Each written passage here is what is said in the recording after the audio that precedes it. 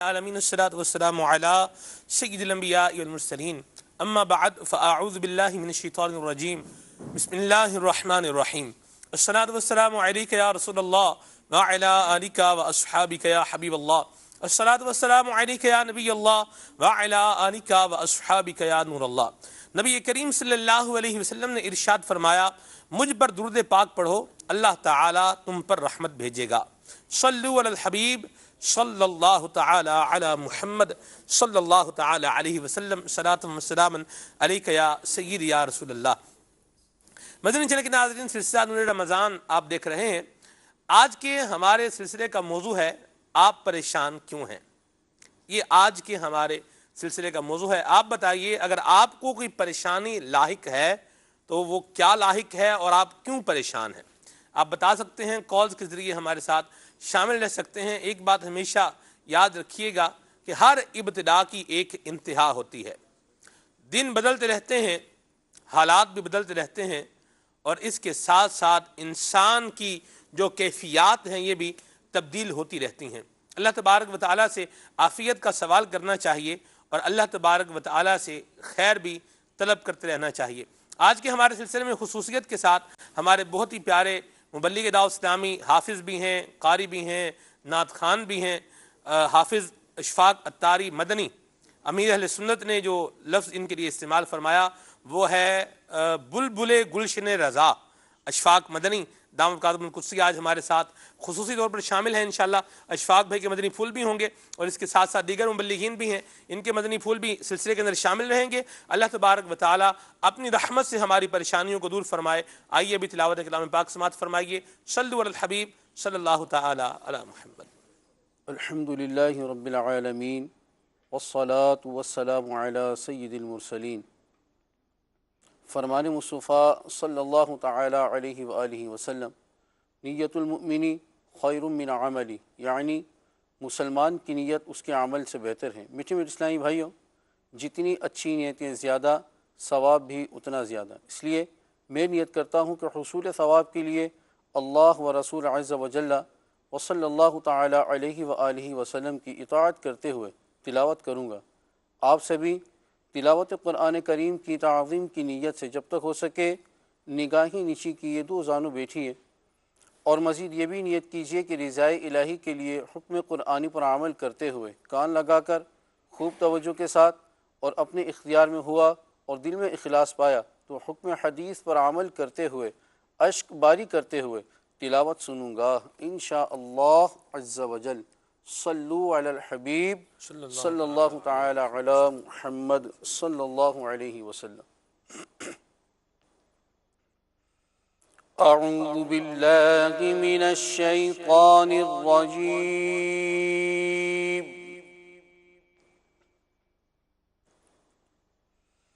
بسم اللہ الرحمن الرحیم۔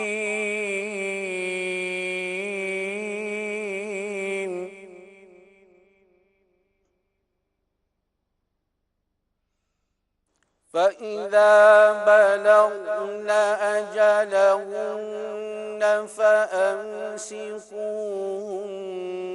بِمَعْرُوفٍ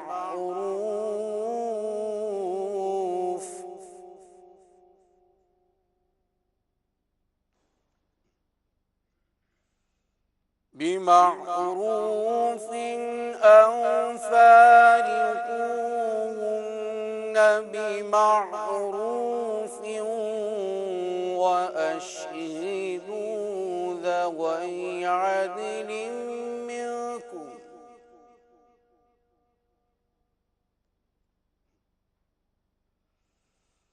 بِمَعْرُوفٍ وَأَشْهِدُوا ذَوَيْ عَدْلٍ مِّنكُمْ وَأَقِيمُوا الشَّهَادَةَ لِلَّهِ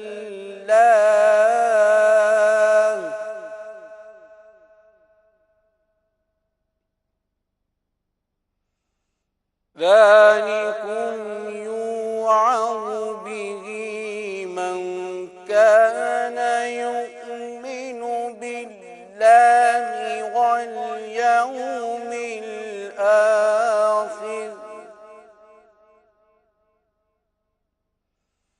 ومن يتق الله يجعل له مخرجا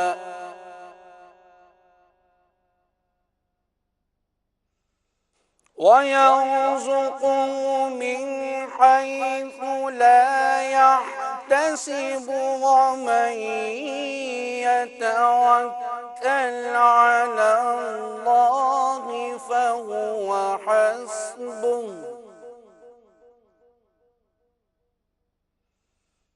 إن الله بالغ أمره قد جعل الله لكل شيء قدرا صدق اللہ العظیم۔ سبحان اللہ سبحان اللہ۔ سورہ طلاق کی 2 آیات مبارکہ کی آپ نے تلاوت سماعت فرمائی ہے۔ وہ بات جو ہمارے موضوع سے ریلیٹ کرتی ہے سبحان اللہ بڑی پیاری ہے۔ اللہ تبارک و تعالی نے ارشاد فرمایا، ترجمہ آیت مبارکہ کا سماعت فرمائیے کہ جو اللہ سے ڈرے اس کے لیے نکلنے کا راستہ بنا دے گا اور اسے وہاں سے روزی دے گا جہاں اس کا گمان بھی نہ ہو، اور جو اللہ پر بھروسہ کرے تو وہ اسے کافی ہے، بے شک اللہ اپنا کام پورا کرنے والا ہے۔ پریشانیوں کا حل ایک یہ بھی ہے کہ بندہ تقوی اختیار کرے اور اللہ تعالیٰ پر توکل کرے۔ آیت مبارکہ آپ سماعت فرما چکے ہیں، آئیے نعت رسول مقبول صلی اللہ علیہ وسلم سلسلے میں شامل کرتے ہیں۔ صلو علی الحبیب صلی اللہ تعالیٰ علیہ وسلم۔ صلو علی الحبیب صلی اللہ تعالی علی محمد صلی اللہ علیہ وسلم۔ فرمان مصطفیٰ صلی اللہ تعالی علیہ وسلم، نیت المؤمن خیر من عملہ، مومن کی نیت اس کے عمل سے بہتر ہے۔ نیت کیجیے انشاءاللہ، اللہ کی رضا کے لیے کلام پڑھیں گے اور سنیں گے انشاءاللہ۔ صلو علی الحبیب صلی اللہ تعالی علی محمد صلی اللہ علیہ وسلم۔ بلغ العلا بکمالہ، بلغ العلا بکمالہ، کشف الدجی بجمالہ، حسن جمیع خصالہ، حسن جمیع خصالہ، صلو علیہ وآلہ، صلو علیہ وآلہ،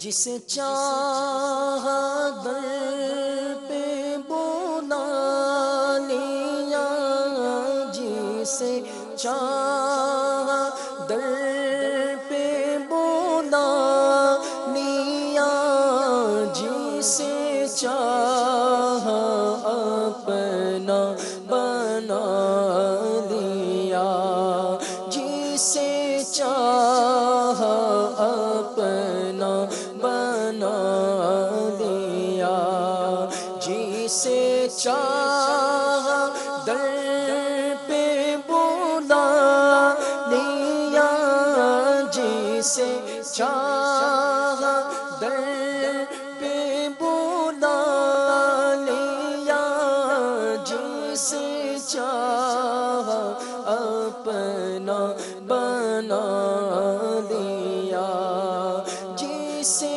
چاہا اپنا بنا لیا، یہ بڑے کرم کے ہیں فیصلے، یہ بڑے کرم کے ہیں فیصلے، یہ بڑے نصیب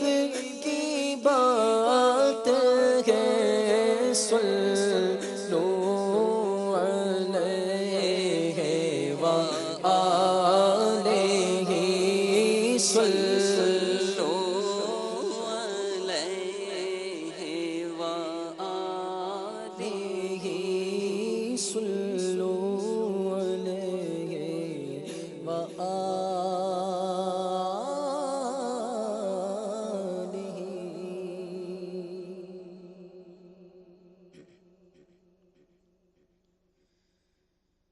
مجتبی آسیوں شافع شہید ابرار ہے مجتبی آسیوں شافع شہید ابرار ہے مجتبی آسیوں شافع شہید ابرار ہے تہنیت مجرموں ذات خدا غفار ہے تہنیت مجرموں ذات خدا غفار ہے جن کو سوئے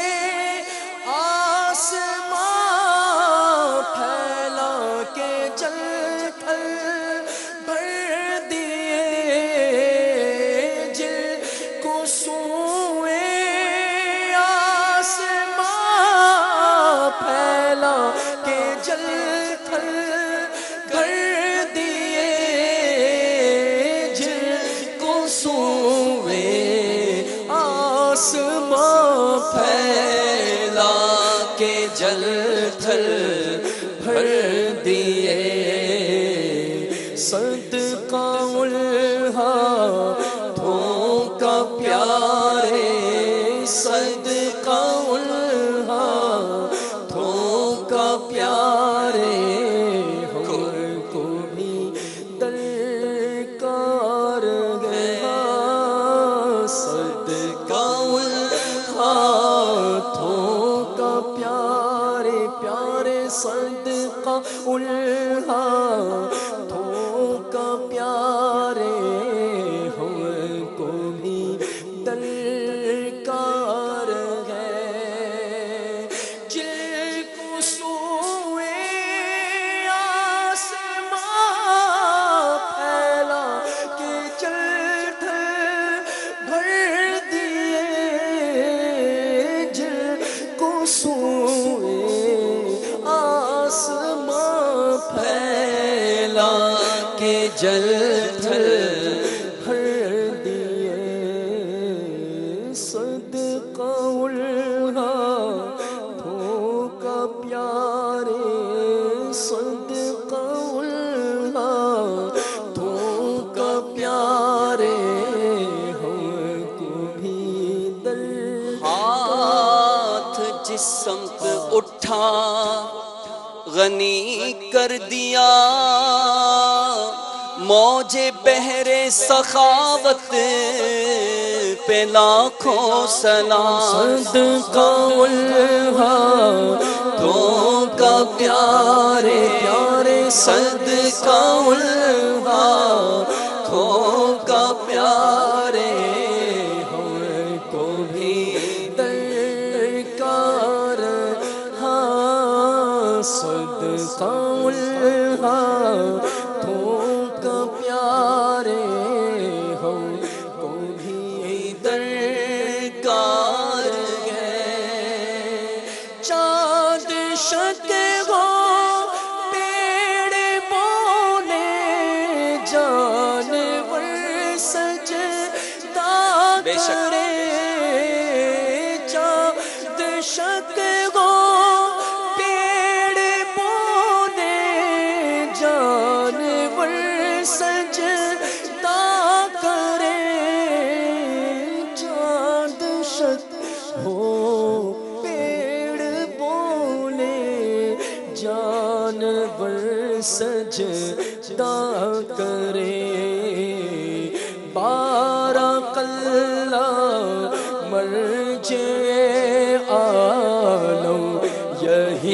سرکار ہے بارک اللہ مرجع عالم یہی سرکار ہے بارک اللہ مرجع عالم یہی سرکار ہے لب سلالے چشمہ کل میں گوندے وقت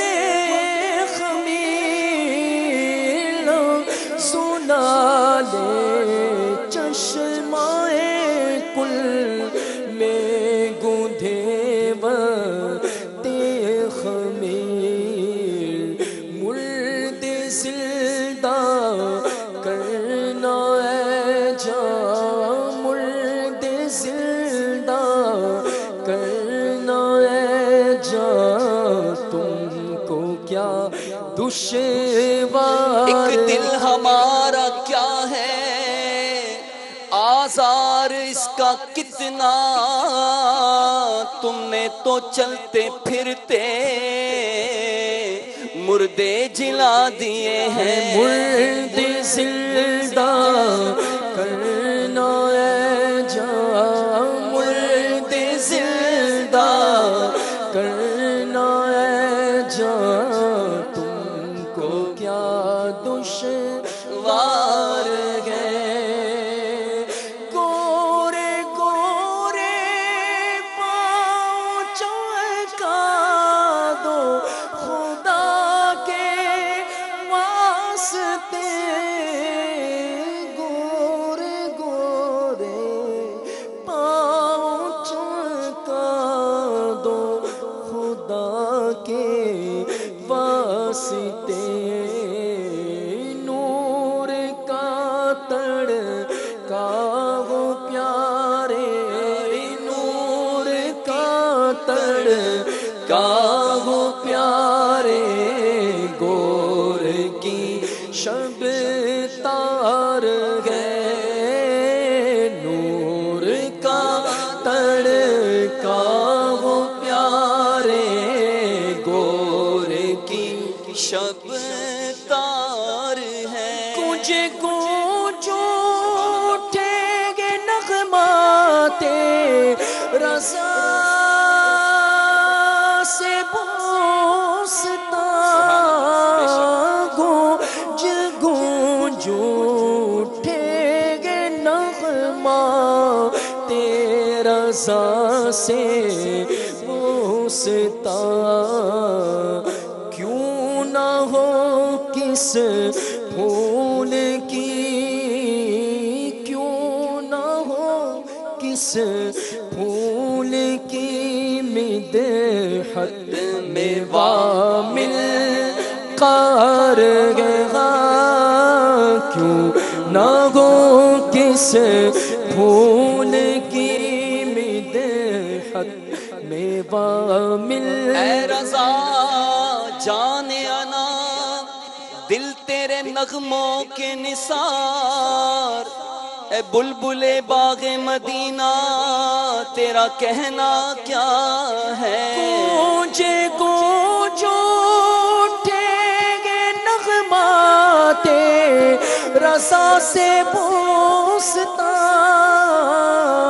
گونج گونج اٹھیں گے نغمات رضا سے بوستا کیوں نہ ہو کس پھول کی کیوں نہ ہو کس پھول کی مدحت میں وامل قار ہے مجدہ باد آسیوں مجدہ باد آسیوں شافع شہ ابرار ہے تہنیت ہے مجرموں ذات خدا غفار ہے۔ اللہ تبارک و تعالیٰ ہم سب کی بلا حساب مغفرت فرمائے، اور اللہ کریم ہمیں نبی پاک صلی اللہ علیہ وسلم کی شفاعت نصیب فرمائے۔ آج کے ہمارے سلسلے کا موضوع ہے آپ پریشان کیوں ہیں۔ داماد اتار ہمارے ساتھ تشریف فرما ہے، ان سے گفتگو کا آغاز کر رہے ہیں۔ سیدی کیا فرماتے ہیں آپ، معاشرے کے اندر اگر لوگوں کی پریشانی کی وجوہات دیکھیں تو آپ کا کیا انالیسس ہے، آپ کی کیا رائے ہے؟ پریشان کر دیا آپ نے جی اللہ رحم فرمائے۔ یہ تو کہہ رہے ہیں آپ پریشان کیوں ہیں؟ ماشاء اللہ، ہم تو سننے کے لیے آئے تھے، کچھ سنا بھی دے، سنانے کی بھی اجازت کہاں ہے؟ تک سنو گے؟ جہاں تک سناؤ۔ اللہ اللہ اللہ، کیا بات ہے اشفاق بھائی۔ جی حضور۔ میں آپ کے سلسلے کا موضوع عنوان یہ تو یہاں آ کے ہی پتہ چلا ہے، لیکن بہرحال امت پریشان ہے، اور اس پریشانی کے دور کرنے میں، لوگوں سے پریشانی کو دور کرنے میں ہمارا کیا کردار ہے، میں اس زاویے سے، میری تیاری تو باقاعدہ ہے نہیں، لیکن میں یہ عرض کروں گا کہ امت کی خیر خواہی اور امت سے پریشانی کو، آقا کی جو دکھیاری امت ہے، اس کے دکھ کو دور کرنے میں ہمارا کیا کردار ہے، یہ ہم ہر ایک غور کریں۔ کیا کردار کریں؟ سب ہر بندہ خود ہی پریشان ہے۔ آپ کو ماشاءاللہ پورے پاکستان میں آپ سفر کیا ہے، آپ نے بیرون ملک میں بھی آپ جاتے ہیں، آپ کا مشاہدہ ہوگا، آپ جس سے بھی پریشانی سے مجھے ایک بات یاد آئی۔ ابھی پچھلے دنوں میں سردار آباد میں تھا، تو وہاں ایک بہت بڑے بزنس مین، انہوں نے ایک بڑی زبردست بات کی کسی فلاسفر کے تعلق سے۔ میں نے کہا کہ اگر کسی کی پریشانی کو آپ نے جانچنا ہو نا کہ کون کس قدر پریشان ہے، کتنا پریشان ہے، تو اس کا کیپٹل دیکھ لیں، اس کے ایسٹس دیکھ لیں۔ جو جتنا زیادہ دنیاوی طور پر مالدار ہے، یا مطلب جو صاحب اپروچ ہے، وہ اتنا زیادہ پریشان ہے۔ یہ اب ان کا زاویہ نظر تھا، اور واقعی ہے۔ اس پریشانی کو مول لینے کے لیے کتنی پریشانیاں اٹھانی پڑتی ہیں۔ صحیح۔ اب یہ ایک اپنا ان کا نقطہ نظر ہے کہ واقعی کون کتنا پریشان ہے، یہ دیکھ لیں۔ تو ہم دنیاوی طور پر ہم یہ سمجھتے ہیں کہ ہمارے پاس بہت سارا مال ہوگا، بہت ساری جائیدادیں ہوں گی، ہمارا منصب ہوگا، عہدہ ہوگا، تو ہم شاید پریشانیاں ہماری کم ہو جائیں گی، لیکن پریشانیاں بڑھتی ہیں۔ کیا مالدار صحیح طرح کھا سکتے ہیں؟ کیا مالدار صحیح طرح سو سکتے ہیں؟ سب کچھ ہوتا ہے ان کے پاس۔ اب اس کو مزید آگے آپ بڑھائیں۔ اشفاق بھائی، آپ نے بھی ماشاءاللہ سفر کیے، بیرون ملک بھی، اندرون ملک بھی، اور پاکستان کے حالات بھی آپ کے سامنے ہیں، اس کے علاوہ دیگر کنٹریز بھی آپ دیکھ رہے ہیں۔ کیا خیال فرماتے ہیں؟ ایک میں نے جو چیز نوٹ کیا نا اشفاق بھائی، میں چاہوں گا آپ اس پر ضرور مدنی پھول دیں۔ بعض چیزیں ایسی ہوتی ہیں اشفاق بھائی کہ جو بندوں کی طرف سے ہوتا ہے معاملہ، اور بعض اوقات ایسا ہوتا ہے کہ وہ جو بندہ جس وجہ سے پریشان ہے، جو ریزن اس کو پریشان کر رہا ہے، اس کا تعلق کسی بندے سے نہیں ہوتا۔ جیسے مثال کے طور پر بے اولاد ہونا، بے اولاد جو ہے وہ پریشان ہے، اور اس کی پریشانی میں اضافہ بالخصوص اس وقت ہو جاتا ہے جب لوگ اس کو مزید باتیں کرنا شروع کر دیتے ہیں۔ کیا فرماتے ہیں آپ؟ یہ دو طرح کی سچویشنز ہیں۔ ایک ریزن یہ ہے کہ لوگ پریشان کر رہے ہیں، ایک ریزن بندے کے اختیار میں نہیں ہے لیکن بندہ پریشان ہے۔ ان دونوں کو آپ کس طرح دیکھتے ہیں، اور ان دونوں پریشانیوں سے بندہ اپنے آپ کو کس طریقے سے نکال سکتا ہے، یا یوں بولیں اپنی مایوسی کو کس طرح دور کر سکتا ہے؟ آپ نے دو باتیں ارشاد فرمائی، ایک تو وہ پریشانی کے لوگ پریشان کرتے ہیں، دوسری وہ پریشانی جس پر اختیار نہیں ہے، جو رب تعالیٰ کی طرف سے ہے، قدرتی ہے۔ دونوں چیزوں کا حل اگر دیکھا جائے تو ہمیں قرآن و سنت کی روشنی میں توکل کی صورت میں نظر آتا ہے، اور برداشت اگر ہم کہیں کہ اس میں بھی توکل آ جائے گا، کہ بندہ سب سے پہلے تو یہ غور کرے کہ اگر اللہ کی طرف سے کوئی پریشانی ہے، کوئی مصیبت ہے، تو جو احادیث پاک میں ہمیں سبق دیا گیا اور جو رسول کریم صلی اللہ علیہ وآلہ وسلم نے ہماری تربیت فرمائی کہ دنیاوی معاملے میں اپنے سے نیچے کی طرف دیکھو۔ حدیث پاک کا خلاصہ یہ کہ دنیاوی معاملے میں نیچے والے کی طرف دیکھو، کہ اگر آپ کے پاس 2 کمرے کا گھر ہے تو کوئی 1 کمرے کے گھر میں بھی رہ رہا ہے، آپ کے ایک ہی اولاد ہے، اب کوئی ہو نہیں رہی، آپ پریشان ہیں، اب دوائیاں بھی کر رہے ہیں، علاج بھی کر رہے ہیں، پریشان ہیں، نہیں ہو رہا معاملہ حل۔ کوئی بے اولاد بھی ہے، کوئی بے اولاد ہے تو وہ اس کو دیکھے کہ جس کا کوئی بھی نہیں ہے، چلو آپ کی بیوی تو ہے، ماں باپ تو ہیں، ایک ایسا ہے جو لاوارث ہے، اس کو دیکھو، نیچے والے کو دیکھو۔ کوئی ایسے گھر میں رہ رہا ہے کہ جو جھونپڑی کہلانے کے قابل ہے، تو اب وہ 1 کمرے والا جو ہے وہ خوش ہو جائے۔ یعنی جو بھی معاملہ ہو، جیسی بھی آپ کی سچویشن ہو، آپ کو اپنے سے ڈاؤن ضرور ملے گا، ایسا نہیں ہے کہ آپ کہیں I am the worst person of this world, ایسا نہیں ہے. آپ کبھی اپنا اکیلے میں جائزہ لیجئے تھوڑی دیر کے لیے کہ دنیا میں اگر اس وقت 6 بلین لوگ ہیں، 6 ارب افراد ہیں، تو میں کن لوگوں میں آتا ہوں؟ کیا میں خوشحال لوگوں میں آتا ہوں کہ نہیں؟ اب اس کا کیسے جائزہ لگایا جائے؟ آپ یہ سوچیں کہ اللہ نے مجھے چھوٹی موٹی سواری بھی دی ہے، میں ایک موٹر سائیکل ہی صحیح میرے پاس ہے، یا میں بس میں سفر کرنے کی طاقت رکھتا ہوں، اتنا ہوں، ٹھیک ہے، میں 2 وقت کی روٹی بھی کھا لیتا ہوں، میرے بچے بھی بھوکے نہیں سوتے، کھانا کھا لیتے ہیں، مہینے کے آخر میں بل بھی بھر لیتا ہوں، میری ضروریات پوری ہو رہی ہیں. دنیا میں ایسے کتنے افراد ہوں گے؟ اگر دیکھا جائے تو 6 بلین لوگوں میں سے اگر تجزیہ کیا جائے تو ایسے کروڑوں افراد ہیں جو رات کو بھوکے سو رہے ہیں. ایسے کتنے بچے ہیں جو بھوکے سو رہے ہیں. ایسے کتنے لوگ ہیں جن کو چھت میسر نہیں ہے. اللہ تعالیٰ نے مجھے ان کروڑوں میں رکھا ہے کہ جو اپنی چھت کے نیچے سو رہے ہیں، جو پیٹ بھر کے سو رہے ہیں، جن کا گھر خرچ چل رہا ہے، اور بیمار ہے تو وہ اپنے سے نیچے والے بیماروں کو دیکھے کہ میں تو گھر میں بیمار ہوں، لوگ آئی سی یو میں پڑے ہیں، کوئی کہاں سی سی یو میں پڑا ہے، کسی کو لا علاج قرار دے دیا گیا ہے. اس طرح سے جب اپنے سے نیچے والے کو دیکھے گا تو اس کی پریشانی آٹومیٹکلی کم ہوگی، اور انشاءاللہ پھر اللہ تعالیٰ کا شکر بھی ادا کرے گا. سیکنڈلی یہ کہ بندہ یہ بھی غور کرے کہ اگر میں بے صبرا ہو جاؤں گا، پریشانی کا اظہار کروں گا، تو میری پریشانی نے جانا تو نہیں ہے. بالخصوص آپ نے بے اولادی کا فرمایا. بعض اوقات اولاد نہیں ہو رہی ہوتی، لوگ بہت پریشان ہو رہے ہوتے ہیں کہ پتہ نہیں کیا ہو گیا، کون سی نحوست آ گئی ہے، کون سا مسئلہ ہے جو اٹکا ہوا ہے، میں بے اولاد ہوں. ارے بھائی، اللہ کے انبیاء بھی بے اولاد رہے، اللہ کے نبیوں کو اللہ تعالیٰ نے بعض اوقات اس طرح سے آزمایا، تو کیا معاذ اللہ اسے بھی نحوست کہیں گے؟ کوئی بھی نہیں کہے گا. تو یہ تو ایک آزمائش ہے. اس کے بارے میں اللہ تبارک و تعالیٰ فرماتا ہے یَهَبُ لِمَن يَشَاءُ إِنَاثًا وَيَهَبُ لِمَن يَشَاءُ الذُّكُورَ. اللہ جسے چاہے لڑکے دے، جسے چاہے لڑکیاں دے. اور يُزَوِّجُهُمْ ذُكْرَانًا وَإِنَاثًا، جسے چاہے بیٹیاں بھی دے، بیٹے بھی دے. وَيَجْعَلُهُ مَن يَشَاءُ عَقِيمًا وَيَجْعَلُ مَن يَشَاءُ عَقِيمًا، جسے چاہے کچھ بھی نہ دے، نہ بیٹے دے نہ بیٹیاں دے. تو اسے منحوسیت نہیں سمجھنا چاہیے، اسے بندہ آزمائش سمجھے، بلکہ رحمت سمجھے کہ اللہ تعالیٰ کا کرم ہے. اگر اولاد نہیں ہو رہی تو میرے لیے اسی میں بہتری ہوگی. ہو سکتا ہے کہ اولاد ہو جاتی تو میں پریشان ہو جاتا، بیمار اولاد ہوتی اس کی معذوری جھیلتا رہتا. اس طرح سے رب تبارک و تعالیٰ کی طرف سے کوئی بھی معاملہ ہے، صابر و شاکر رہیں گے اور رب تعالیٰ پہ اس معاملے کو چھوڑ دیں. وَأُفَوِّضُ أَمْرِي إِلَى اللَّهِ، اللہ کی رحمت سے اس کے سپرد وہ معاملہ کر دیں، اللہ پاک کرم فرما دے گا. ان اللہ بصیر بالعباد. اللہ اللہ، یہ خالی آیت کریمہ پر حافظ صاحب غور کریں. افوض امری الی اللہ، کہ میں اپنے معاملات اللہ تعالیٰ کے سپرد کرتا ہوں. ان اللہ بصیر بالعباد. اور یہ جس نے کہا تھا، اللہ پاک نے فوراً اس کا نتیجہ بھی بیان فرمایا اگلی آیت میں. فَوَقَاهُ اللَّهُ سَيِّئَاتِ مَا مَكَرُوا. جس بارے میں انہوں نے کہا تھا، یہ بنی اسرائیل کے ایک مومن کا قول ہے جس کو بڑا پسند کیا گیا، اور قبولیت دعا کے اوراد میں سے ہے یہ. آپ یہ پڑھ کے دعا کریں تو دعا قبول ہوتی ہے. سبحان اللہ. اس کے بارے میں اللہ پاک نے فرمایا کہ جب اس نے اتنی زبردست بات کہی کہ وَأُفَوِّضُ أَمْرِي إِلَى اللَّهِ، میں نے اپنا معاملہ رب کے سپرد کیا، تو اللہ پاک نے فرمایا کہ انہوں نے جو چال چلی تھی، جو انہوں نے ایک مکر مکاری کی تھی، اللہ تعالیٰ نے اس سے بچا بھی لیا انہیں. سبحان اللہ. تو فوراً ہی نتیجہ بھی ملتا ہے جب بندہ رب کے سپرد کر دے.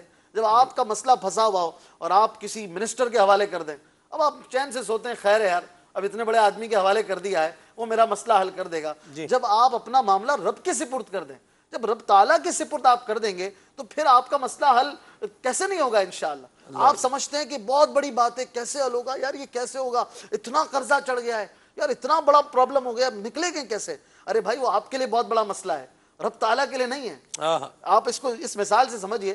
آپ ایک چیونٹی کے آگے ایک سیب رکھ دیجئے، چیونٹی ہے چھوٹی سی، اس کے سامنے سیب رکھ دیجئے، وہ تو بہت بڑا پہاڑ ہو گیا اس کے لیے. وہ چیونٹی کتنی لاتے مار لے اس کو نہیں ہٹا سکتی، لیکن آپ یوں کر کے اٹھا کے دوسری جگہ پہ رکھ دیں گے. آپ کے لیے کوئی پہاڑ نہیں ہے، وہ سیب ہے. تو گویا آپ کی بڑی بڑی پریشانیاں وہ آپ کے لیے پہاڑ ہیں، رب کے لیے پہاڑ نہیں. اللہ اللہ. رب چاہے تو فوراً اسے آنن فانن ختم فرما دے، اور ہوتا بھی ہے. سبحان اللہ. سبحان اللہ. ایک ہے رجوع اور ایک ہے عروج. رجوع اور عروج، ان تینوں کے حروف جو ہے نا وہ ایک جیسے ہیں، برابر ہیں. را، جیم، واو، عین رجوع، اور عین، را، واو اور جیم عروج.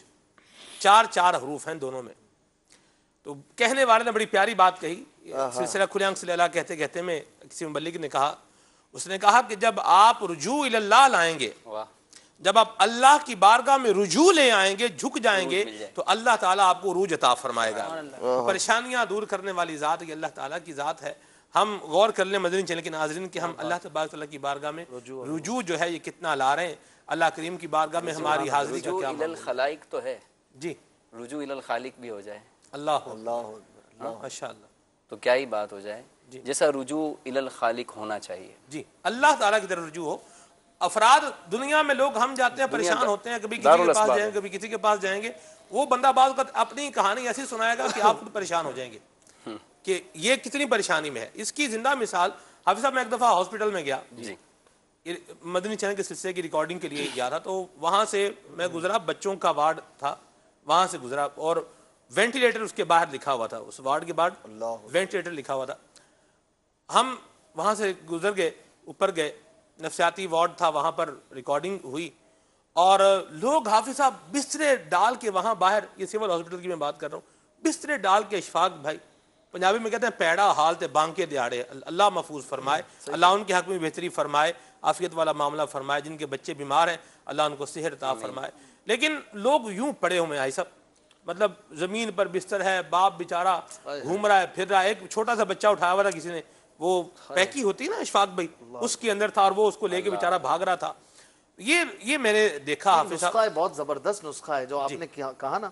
اگر کبھی آپ بہت اپنے آپ کو بہت ڈپریس اور پریشان فیل کریں نا، ایک چکر لگا لیں اسپتال کا، آپ شکر ادا کریں گے اللہ تیرا بڑا شکر ہے، میں تو بہت خوش ہوں. جذبہ پیدا ہوگا. واقعی ایسا ہوتا ہے. کبھی آپ بھی عیادت وغیرہ کے لیے، دم وغیرہ کے لیے جاتے ہوں گے، ہم بھی جاتے ہیں، تو واقعی بندہ بار بار دعائے عافیت پڑھتا رہتا ہے اور دیکھتا ہے کہ یار ہم تو کتنے سکھی ہیں الحمدللہ. اشفاق بھائی آپ نے جو بات کی نا، اپنے سے نیچے والے کو دیکھا دنیا میں، صحت کے معاملے میں بھی، دولت کے معاملے میں بھی، عزت کے معاملے میں، اپنے سے نیچے کو دیکھے گا تو اللہ شکر ادا کرنے کا موقع ملے گا، میں اس سے بہتر ہوں. جی الحمدللہ. اللہ کے شکر ادا کریں اور یاد رکھیں مدنی چینل کے ناظرین، ہر ابتدا کی ایک انتہا ہے. حافظ صاحب بالکل سلمان بھی واقعی بہت ساری چیزیں ایسی ہوتی ہیں. اچھا بعض چیزیں تو وہ ہیں جو جس کو ہم خامخواہ پریشانی خیال کر رہے ہوتے ہیں، سمجھ رہے ہوتے ہیں کہ میں بہت پریشان ہوں، میں بہت پریشان ہوں، اور اس کا سبب وہ بعض اوقات ایسی چیزیں ہوتی ہیں یا وہ پریشانی جس کو ہم نے اوڑھ لیا ہے وہ پریشانی ہوتی ہی نہیں.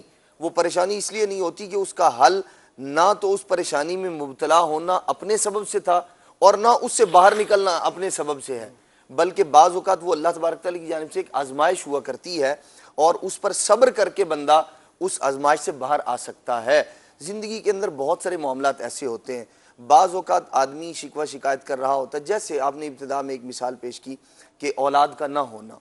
اسی طرح کسی شخص کی انکم کم ہے، اچھا، اور اس نے اپنا جو اخراجات ہیں وہ اس قدر بڑھا لیے ہیں نہ انکم بڑھ سکتی ہے اور یہ اپنے جو اخراجات ہیں ان کو کم کرنے کے لیے تیار نہیں ہے، اور اب یہ کہے کہ جی میری پریشانی کا حل نکال دیں کوئی. تو بھائی اس پریشانی کا حل آپ کے پاس خود موجود ہے. اگر آپ چاہیں دونوں میں سے کسی ایک کو، یا تو اپنی ضروریات کو یا اپنی خواہشات ہیں جن کو آپ جو آپ کی پریشانی کا سبب بن رہی ہیں، یا تو انہیں کم کر لیں یا پھر جو آپ کی انکم ہے، آپ کی تنخواہ ہے، اسے بڑھا لیں. آپ کہتے ہیں جی تنخواہ تو میں نہیں بڑھا سکتا، تو بھائی وہ جو ضروریات ہیں یا جو آپ کی خواہشات ہیں وہ آپ کے ہاتھ میں ہے، اس کو آپ کم کر سکتے ہیں، تو آپ اسے کم کر کے سکون میں آ سکتے ہیں. اس لیے بندے کو چاہیے کہ مختلف انداز میں غور کرے. بعض چیزیں وہ ہیں کہ جو زندگی کا حصہ ہوا کرتی ہیں، بعض گناہ ایسے ہوتے ہیں جس کی وجہ سے بندے پر آزمائشیں، پریشانیاں، دیگر چیزیں آ جاتی ہیں. جیسے بعض احادیث مبارکہ میں اللہ کے پیارے محبوب صلی اللہ تعالیٰ علیہ وآلہ وسلم نے بعض چیزوں کے متعلق رہنمائی فرمائی. اب جیسے کوئی شخص ویران جگہ میں تنہا جا کے اتر جاتا ہے سواری سے، اندھیری جگہ میں ہے، ویران جگہ ہے، وہاں جا کے وہ پڑاؤ کر لیتا ہے. اب اس کے بعد اسے کوئی پریشانی پہنچتی ہے، کوئی مصیبت آتی ہے، تو اب یہ اس کا اپنا ہاتھوں کا کمایا ہوا ہے، یہ اسے پہنچ کر رہے گی. اس سے بچنے کا طریقہ کار یہ ہے کہ وہ ایسا کام ہی نہ کرے جو پریشانی کو لانے والا ہے. مثال کے طور پر کوئی شخص اگر کلہاڑی پر پاؤں مارے گا اور وہ کہے کہ مجھے تکلیف بھی نہ ہو، یہ نہیں ہو سکتا. جب آپ غلط کام کریں گے تو اس کا کچھ نہ کچھ اثر ہوگا. اس لیے آپ پریشان ہیں، کس لیے پریشان ہیں اس پر غور کر لیجئے. کہیں ایسا تو نہیں کہ وہ پریشانی نہیں ہے بلکہ میں نے اس کو اوڑھ لیا ہے کہ میں پریشان ہوں، یا میں خود ہی اس کا ریزن ہوں. جی خود ہی اس پر بھی غور کرنے کی حاجت ہے. میروز بھائی اسلام بھائی مجھے ملا اور وہ بیچارہ فائنینشلی کرائسس کا شکار تھا. ٹھیک، مدنی اسلام بھائی تھا، دستور نظامی کیا ہوا تھا. تو اس ٹائم بھائی نے اپنا ایشو بتایا، یار یہ پرابلم ہے. تو میں نے انہیں ایک مشورہ دیا. تو انہوں نے کہا کہ سلمان بھائی آپ تو مجھے جانتے ہیں، ہم لوگ ساتھ پڑھے ہیں، میرا مزاج یہ نہیں کرنے دے. یہ مزاج میرے مزاج میں کیسے، آپ کو تو پتا ہے. جی سوداگر ہوں میں تو. جی سوداگر ہوں میں تو. اچھا میں نے ان کو دوسرا مشورہ دیا.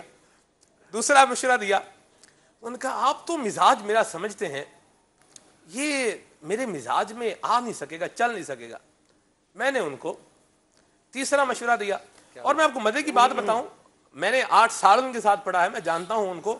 جو وہ مزاج جو بنا رہے تھے نا وہ مزاج ہے نہیں، یہ بھی مجھے پتا تھا. میں نے ان کو تیسرا مشورہ دیا. تیسرے پر بھی انہوں نے کہا یار میرا جو مزاج ہے نا یہ گوارا نہیں کر سکتا، مجھے یوں اگر کسی نے بول دیا نا تو کام خراب ہو جائے گا. بار پھر ان کو میں نے چوتھا مشورہ نہیں دیا ان کو. دل ہی دل میں نے کہا بھائی اپنا مزاج کا علاج کر لو، آپ کا مسئلہ حل ہو جائے گا. بعض لوگ مشورہ بس اسی لیے مانگ رہے ہوتے ہیں شاید کہ جو نا ذرا ٹائم پاس ہو جائے اور دل ہلکا کر دیں، دوسرے کے اوپر ہم اپنی دھاک بٹھا دیں. بہرحال آپ نے جو بات ارشاد فرمائی، یقیناً جو پریشانی ہے اس وقت معاشرے میں اور ساری ہی دنیا میں جو پریشانیوں ان میں سے ایک بہت بڑا پرابلم جو ہے وہ فائنانس سیکٹر کے حوالے سے ہے کہ ہماری جو معاشی کیفیت ہے، ہماری جو انکم کی ریسورسز ہیں وہ بڑی محدود ہیں. اور اس میں پھر آگے چل کے 2 چیزیں ہوتی ہیں. ایک تو عدنان بھائی نے فرمایا کہ اخراجات بڑھا لی ہیں، لیکن اگر اخراجات بڑھائے نہیں بھی ہیں تو بہرحال سلمان بھائی ایک گھر چلانے کے لیے، ایک چھوٹا سا گھر ہے بیوی بچوں کے ساتھ چلانے کے لیے اس کو کوششیں کرنی پڑتی ہیں، اس سے انکار نہیں کر سکتے. اب جو آپ نے بات کہی کہ مزاج انہوں نے یہ بنایا ہوا ہے کہ میں نے یہ نہیں کرنا، میں نے وہ نہیں کرنا، میں نے فلاں نہیں کرنا، میں نے یہ نہیں کرنا، تو اس کے ساتھ زندگی میں آپ سروائیو نہیں کر سکتے. ساری کائنات آپ کے مزاج کے مطابق نہیں چل رہی، اللہ کے حکم کے مطابق چل رہی ہے. آپ معاشرے میں آپ کتنے ہی نوجوانوں کو دیکھ لیں، بالخصوص جو یونیورسٹی سے گریجویٹس نکلتے ہیں، فریش ماسٹرز نکلتے ہیں، بڑی بڑی ڈگریاں انہوں نے لی ہوئی ہوتی ہیں، اور وہ جناب فائلیں لے کر اس دفتر سے اس دفتر، اس کمپنی سے اس کمپنی، اس مل سے اس مل جا رہے ہوتے ہیں. کیونکہ حضرت کو سیٹ صاحب بن کے بیٹھنا ہے، حضرت کو سی ای او بن کے بیٹھنا ہے. کتنے ہی آپ کو بھی ملیں گے. ایک تو آپ نے تجربہ بیان کر دیا، اور جو بھی ذرا سا معاشرے میں رکھ رکھاؤ رکھتا ہے، کوئی منصب پر ہے، کسی کمپنی میں کسی ادارے میں وابستہ ہے، اس کو اس کا بہت تجربہ ہوگا کہ نوجوان آتے ہیں، ینگسٹر آتے ہیں، تو ان کے والدین بعض اوقات کہہ رہے ہوتے ہیں، والد کہہ رہے ہوتے ہیں، کوئی خالو کہہ رہا ہوتا ہے، کسی کا پھپھا، کسی کا ماموں کہہ رہا ہوتا ہے ہمارا بھانجا ہے، ہمارا بھتیجا ہے، فلاں فلاں فلاں، اسے لگوا، اچھا جی لگوا دو، بھیج دو. اب وہ حضرت آتے ایسے ہیں کہ ان کی کریس بھی خراب نہ ہو، کریس بھی خراب نہ ہو، بوٹ پہ جو ہے ذرا سی سلوٹ بھی نہ آئی ہوئی ہو، اور ان کا تقاضا یہ ہوتا ہے کہ مجھے کوئی بڑا منصب مل جائے. میں نے اتنا پڑھا ہے، اتنا پڑھنے کے بعد میں کوئی یہ جاب کرنے کے لیے پڑھا ہے میں نے، تو یہ نہیں پڑھنا. پھر کیا ہوتا ہے، ایسے لوگ خوار ہوتے رہتے ہیں کئی سال، اور جب وہ پریکٹیکل لائف میں آتے ہیں نا، یعنی جسے کہتے ہیں سر پہ جب اولے پڑتے ہیں، تو پھر وہ اسٹارٹ وہیں سے لیتے ہیں جہاں پہ وہ کہہ رہے ہوتے ہیں کہ یہ تو میرا مزاج نہیں ہے، یہ تو میرا منصب نہیں ہے. 3 سال 5 سال کے دھکے کھانے کے بعد وہاں پہ آتے ہیں. کوئی نئی بات نہیں ہے، مدنی چینل کے جتنے ناظرین سن رہے ہیں میرا خیال ہے سب کو تجربہ ہوگا. اب جب 3 سال یا 5 سال کے بعد آپ آ رہا ہو کس جگہ، اسی جگہ پہ جو آپ نے 3 سال اور 5 سال پہلے ٹھکرا دی تھی، تو اب آپ وہاں سے سٹارٹ کر رہا ہو. ہمارے ایک استاد صاحب بڑی پیاری بات ارشاد فرمایا کرتے تھے. انہوں نے بات تو کی تھی بیانات کے حوالے سے. ہم نے جب درس نظامی شروع کیا تو اولا میں انہوں نے ذہن بنایا تھا کہ آپ لوگ بیانات کیا کریں، مبلغین کا ذہن بنایا تھا. تو اسلامی بھائیوں نے کہا بیان کیسے کریں، کبھی کیا ہی نہیں.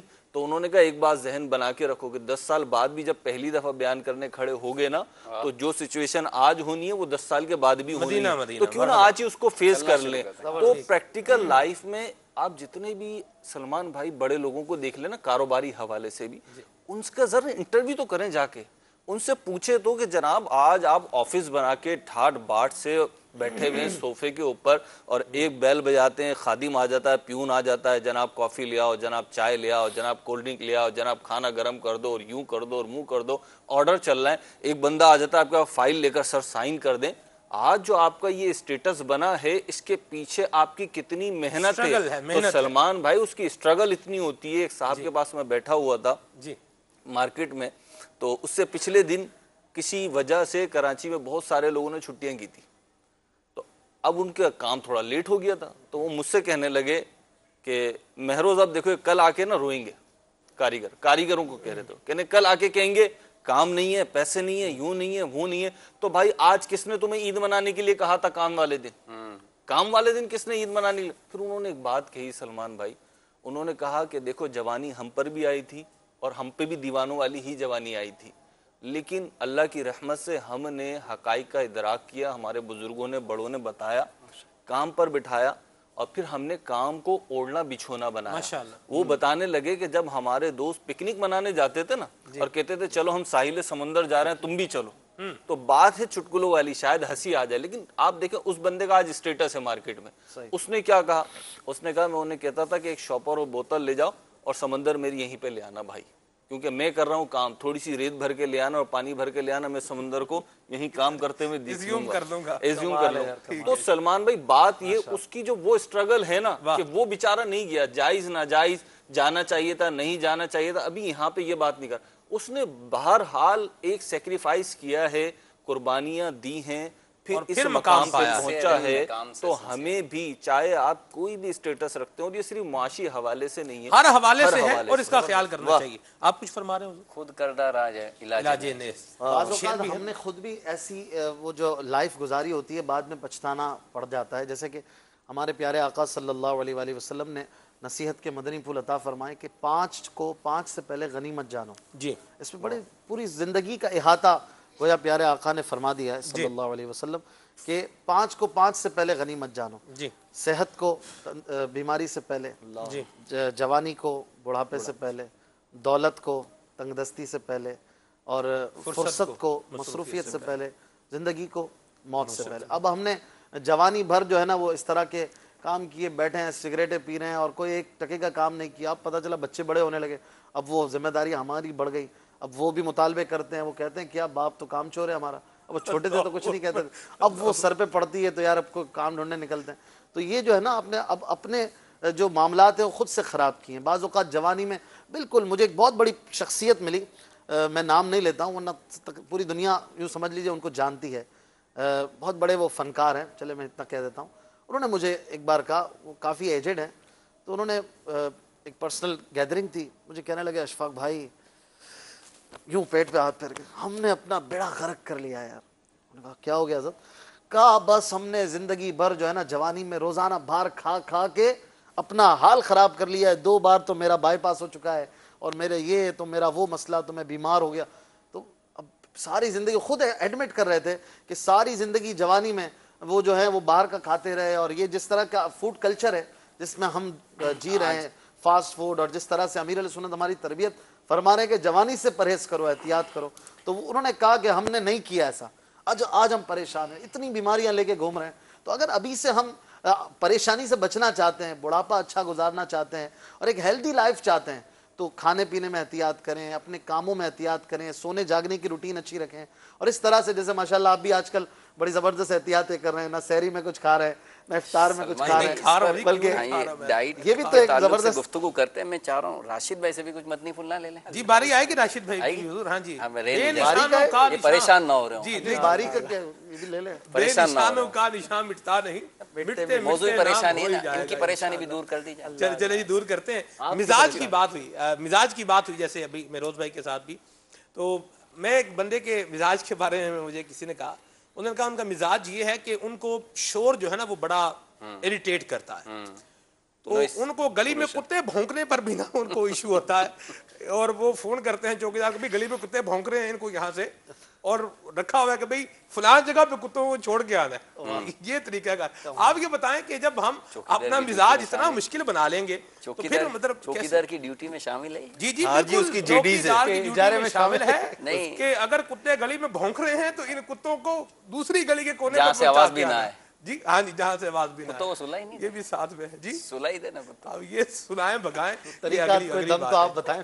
جی راشد بھائی، وہ تو میونسپل والے بتائیں گے نا، بلدیہ والے بتائیں گے، وہ ابدی نیند نہ سلا دیں۔ راشد بھائی، مہروز بھائی نے جو بات ارشاد فرمائی تھی کہ نظام جو ہے کائنات کا وہ اللہ تعالیٰ کے حکم سے چل رہا ہے، انسان کی مرضی اور مزاج کے تابع نہیں ہو سکتا۔ انسان کو غور کرنا چاہیے کہ میں دنیا میں آیا ہوں تو یہ دنیا کون سا جہان ہے، یہ عالم اسباب ہے اور یہ عالم امتحان ہے، یہاں آزمائشیں بھی ہوتی ہیں، انسان کو ہر وقت خوشی کا اور سرور کا ہی موقع ملے اور ایسے اس کے لیے حالات سازگار ہوں، یہ ضروری نہیں ہوتا۔ سلمان بھائی، بعض اوقات انسان جو پریشان ہوتا ہے اس کی پریشانی کی خاص ہی کوئی وجہ ہوتی نہیں ہے، یعنی پریشانی کا تعلق کس سے ہے؟ مصیبت اور آزمائش سے۔ بعض چیزیں ایسی ہیں جو حقیقتاً آزمائش یا مصیبت ہوتی نہیں ہے، انسان ان کو اپنے ذہن پر سوار کر لیتا ہے اور انہیں آزمائش اور مصیبت سمجھ کر پریشانی کا شکار ہوتا ہے۔ مثال کے طور پر آپ دیکھیں، بندے کے ماں باپ ہیں، وہ بوڑھے ہو گئے ہیں، اب ان کی خدمت کرنی ہے۔ ایک تو شرعی اعتبار سے اولاد کی ذمہ داری، اسی طرح اولاد ہے تو ان کے نفقے کی، ان کو کھانا اور ان کی ضروریات کو پورا کرنا، یہ والدین کی شرعن ذمہ داری ہے۔ بعض اوقات شرعن اور بعض اوقات معاشرتی طور پر اخلاقی اعتبار سے انسان کی کچھ ذمہ داریاں ہوتی ہیں جو اس نے زندگی گزارنے کے ساتھ ساتھ پوری کرنی ہوتی ہیں، کیونکہ انسان جنگل میں تو نہیں رہ رہا، تنہا تو نہیں رہ رہا، جب لوگوں کے ساتھ رہے گا، اس کے تعلقات ہوں گے تو کچھ ذمہ داریاں اس کے سر آئیں گی۔ بعض اوقات انسان اپنی اہم ذمہ داریوں کو مصیبت اور آزمائش سمجھتا ہے اور پھر پریشانی کا شکار ہوتا ہے۔ تو پہلے یہ بھی غور کرنا چاہیے کہ جس چیز کو یا جس بات کو میں پریشانی کا سبب سمجھ رہا ہوں، آیا یہ پریشانی ہے، مصیبت ہے، یا پھر یہ میری ذمہ داری میں شامل ہے۔ اسی طرح جو عقیدہ آخرت ہے، اگر انسان اس پر کامل بھروسہ رکھے تو کئی پریشانیاں جو ہیں، کئی مصائب جو ہیں انسان کے لیے بالکل پھول کی طرح ہو جائیں گے۔ یعنی آپ دیکھیں کہ دنیا اگرچہ طویل ہو جائے، زمانہ جتنا طویل ہو جائے، اس کی نعمتیں ہوں یا اس کی آزمائشیں اور مصیبتیں ہوں، وہ ایک دن فنا ہوں گی، اور اس کے مقابلے میں جو آخرت ہے اس کی مصیبتیں بھی باقی ہیں، ہمیشہ رہنے والی ہیں، اور اس کی نعمتیں بھی ہمیشہ رہنے والی ہیں۔ احادیث کا، روایات کا خلاصہ ہے کہ اللہ تعالیٰ کا بندہ مومن پر یہ فضل و احسان ہے کہ بندے کو اگر کوئی مصیبت یا آزمائش پہنچتی ہے، حتیٰ کہ اس کو کانٹا بھی چبھتا ہے، تو اللہ تعالیٰ آخرت میں اس کا بدل عطا فرماتا ہے، یا اس کے گناہ بخشے جاتے ہیں یا اس کے درجات بلند ہوتے ہیں۔ تو بندے کو کوئی بھی مصیبت یا آزمائش آئے یا کوئی بھی پریشانی کا سبب لاحق ہو تو بس یہ غور کرنا چاہیے کہ دنیا اور اس میں موجود آزمائشیں اور مصیبتیں عارضی اور فانی ہیں، کیا خبر کہ یہ عارضی اور فانی مصیبتیں مجھے باقی اور لا فانی مصیبتوں سے بچانے کا سبب بن رہی ہوں۔ کیا پتہ اس آزمائش کے ذریعے رب تبارک و تعالیٰ میرے گناہوں کی بخشش کا سبب بنا رہا ہو۔ تو عقیدہ آخرت پر اور باقی رہنے والی نعمتوں پر اگر نظر ہوگی تو انشاءاللہ مصیبتیں ہمارے لیے ہیچ ہو جائیں گی۔ انشاءاللہ مجلس مکتوبات و تحفیظات تاریہ کے اس ٹائم بھائی ہمارے ساتھ شامل ہیں، انشاءاللہ ان سے بھی ہم مدنی پھول لیں گے کہ پریشانیوں سے نجات کا، پریشانیوں کی حل کا کوئی ورد بتائیں، کوئی وظیفہ بتائیں، لیکن پہلے آپ کی کچھ کالز کو شامل کرتے ہیں پھر آگے بڑھتے ہیں۔ جی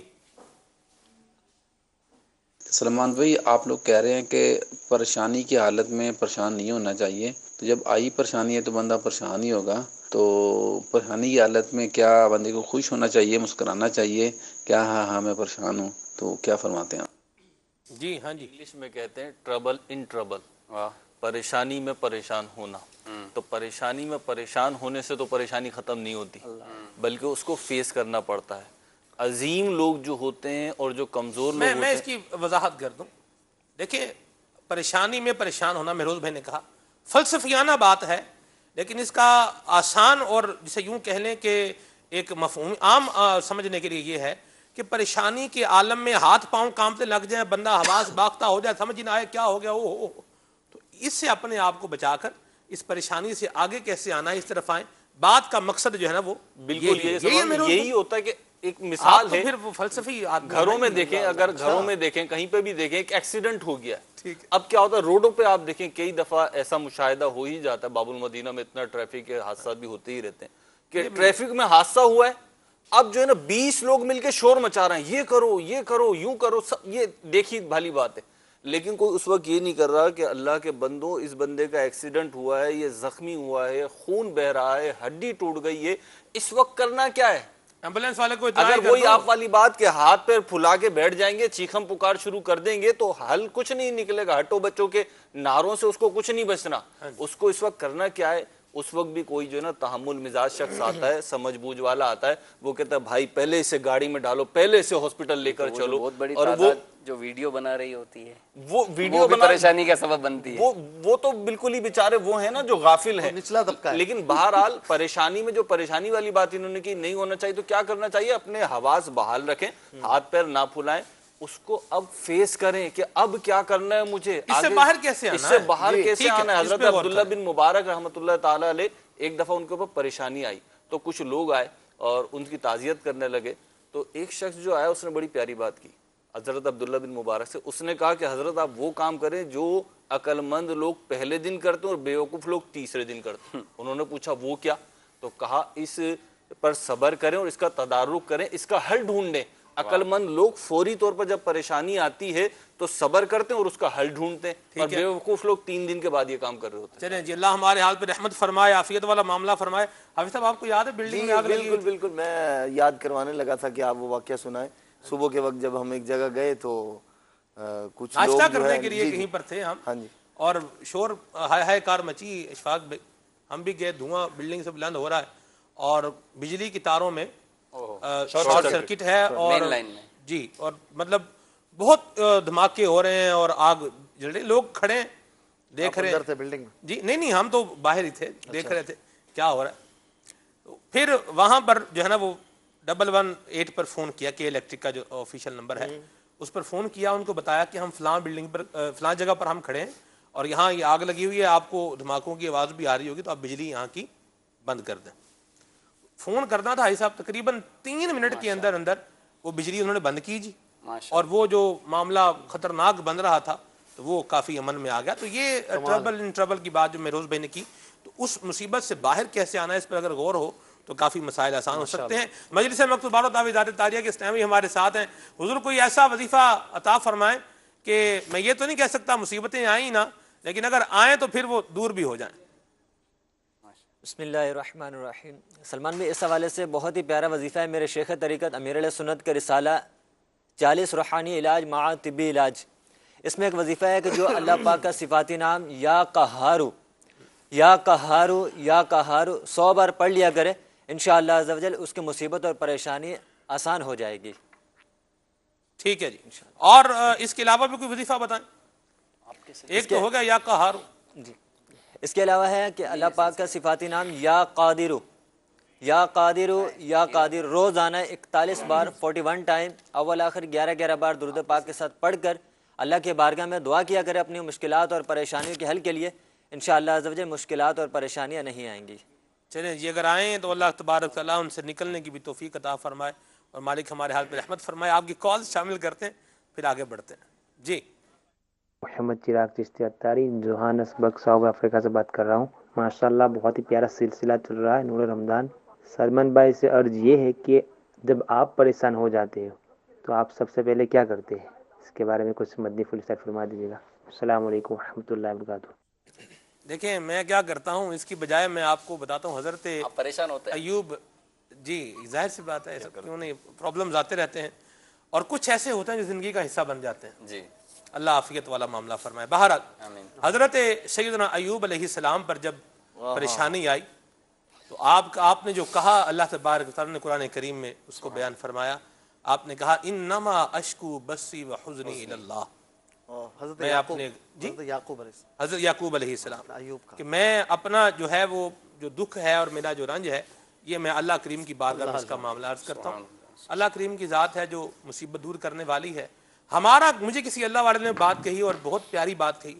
انہوں نے کہا کہ ہمارا کام ہے دروازہ کھٹکھٹاتے رہنا, رحمت الہی کے باب پر دروازے پر ہم دستک دیتے رہیں, التجا کرتے رہیں. جب کرم ہوگا تو پھر حالات بدل جائیں گے. التجا ہماری یہ موقوف نہیں ہونی چاہیے. راشد بھائی نے جو بات کی تھی نا کہ اس کا کچھ مثالیں بھی اگر یہ ساتھ میں دیتے تو اور اچھا ہوتا. ماشاءاللہ بڑی اچھی گفتگو کی کہ بعض اوقات جو ہے نا اس سے بہت فائدے ہمارے لیے ہو رہے ہوتے ہیں اور جو ہے نا ہم سمجھ رہے ہوتے ہیں کہ یہ اللہ تعالیٰ نے ہمارے لیے یہ کیا کر دیا. اب جیسے مثال کے طور پہ کسی کی فلائٹ کینسل ہو جاتی ہے, فلائٹ کینسل ہوئی اور پتہ چلا کہ اس فلائٹ میں جتنے لوگ اڑے تھے وہ سب کے سب جہاں سے ہی چلے گئے, وہ فلائٹ ہی واپس اترنی ہی نہیں تھی. مثال ہے یہ, اس طرح کی کئی مثالیں لوگ دیکھتے ہیں. اس ٹرین میں بیٹھتا تو پھر میرا یہ ہو جاتا, اس کاروبار میں ہاتھ ڈالتا تو مسئلہ ہو جاتا, سب پکڑے گئے. اشفاق بھائی پورا بیان ہے امیر علیہ سنت کا, مصیبت در حقیقت نعمت ہے.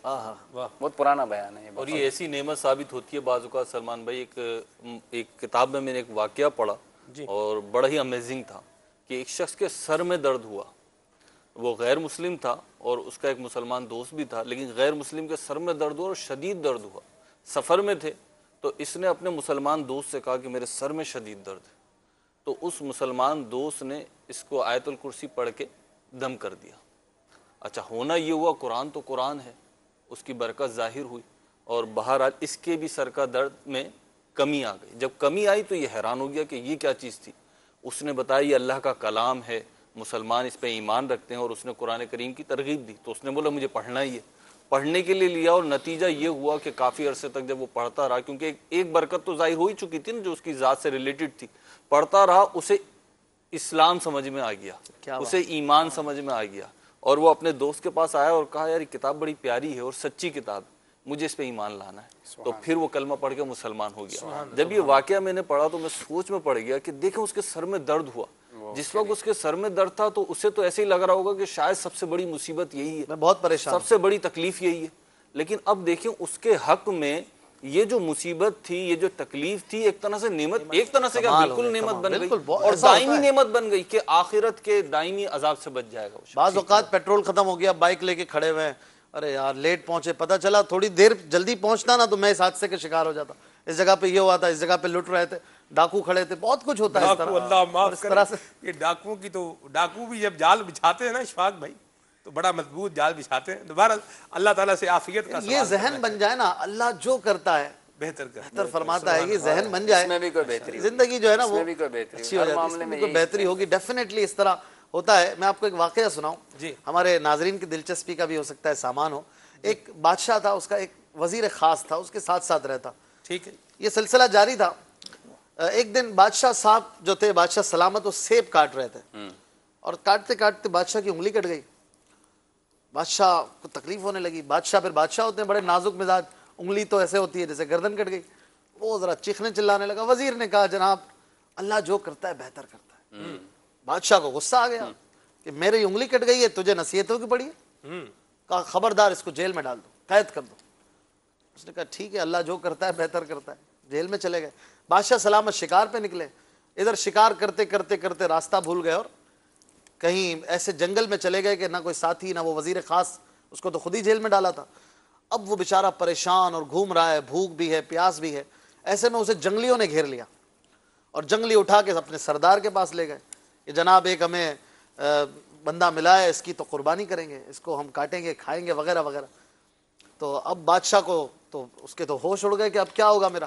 خیر سردار نے کہا اس کی ذرا باڈی چیک کرو, قربانی کے قابل بھی ہے کہ نہیں. تو چیک کیا تو پتہ چلا انگلی میں کٹ پڑا ہوا ہے, انگلی کٹی ہوئی ہے. کہا یہ تو عیب دار ہے, اور اس کا تو نہیں ہو سکتا ہے.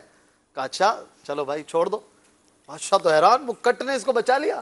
اب تو وہ دوڑا دوڑا کسی طرح اپنے ملک پہنچا, اپنی سلطنت میں پہنچا. سب سے پہلے وزیر کے پاس, معاف کر دو بھائی, میں نے تمہارے ساتھ ایسا کیا, حالانکہ تم نے جو کہا تھا وہ صحیح تھا, اللہ نے وہ ایک کٹ کے بدلے میری گردن بچا لی. واقعی اللہ جو کرتا ہے بہتر کرتا ہے, مجھے معاف کر دو. اور فوراً اس کو جیل سے نکالا.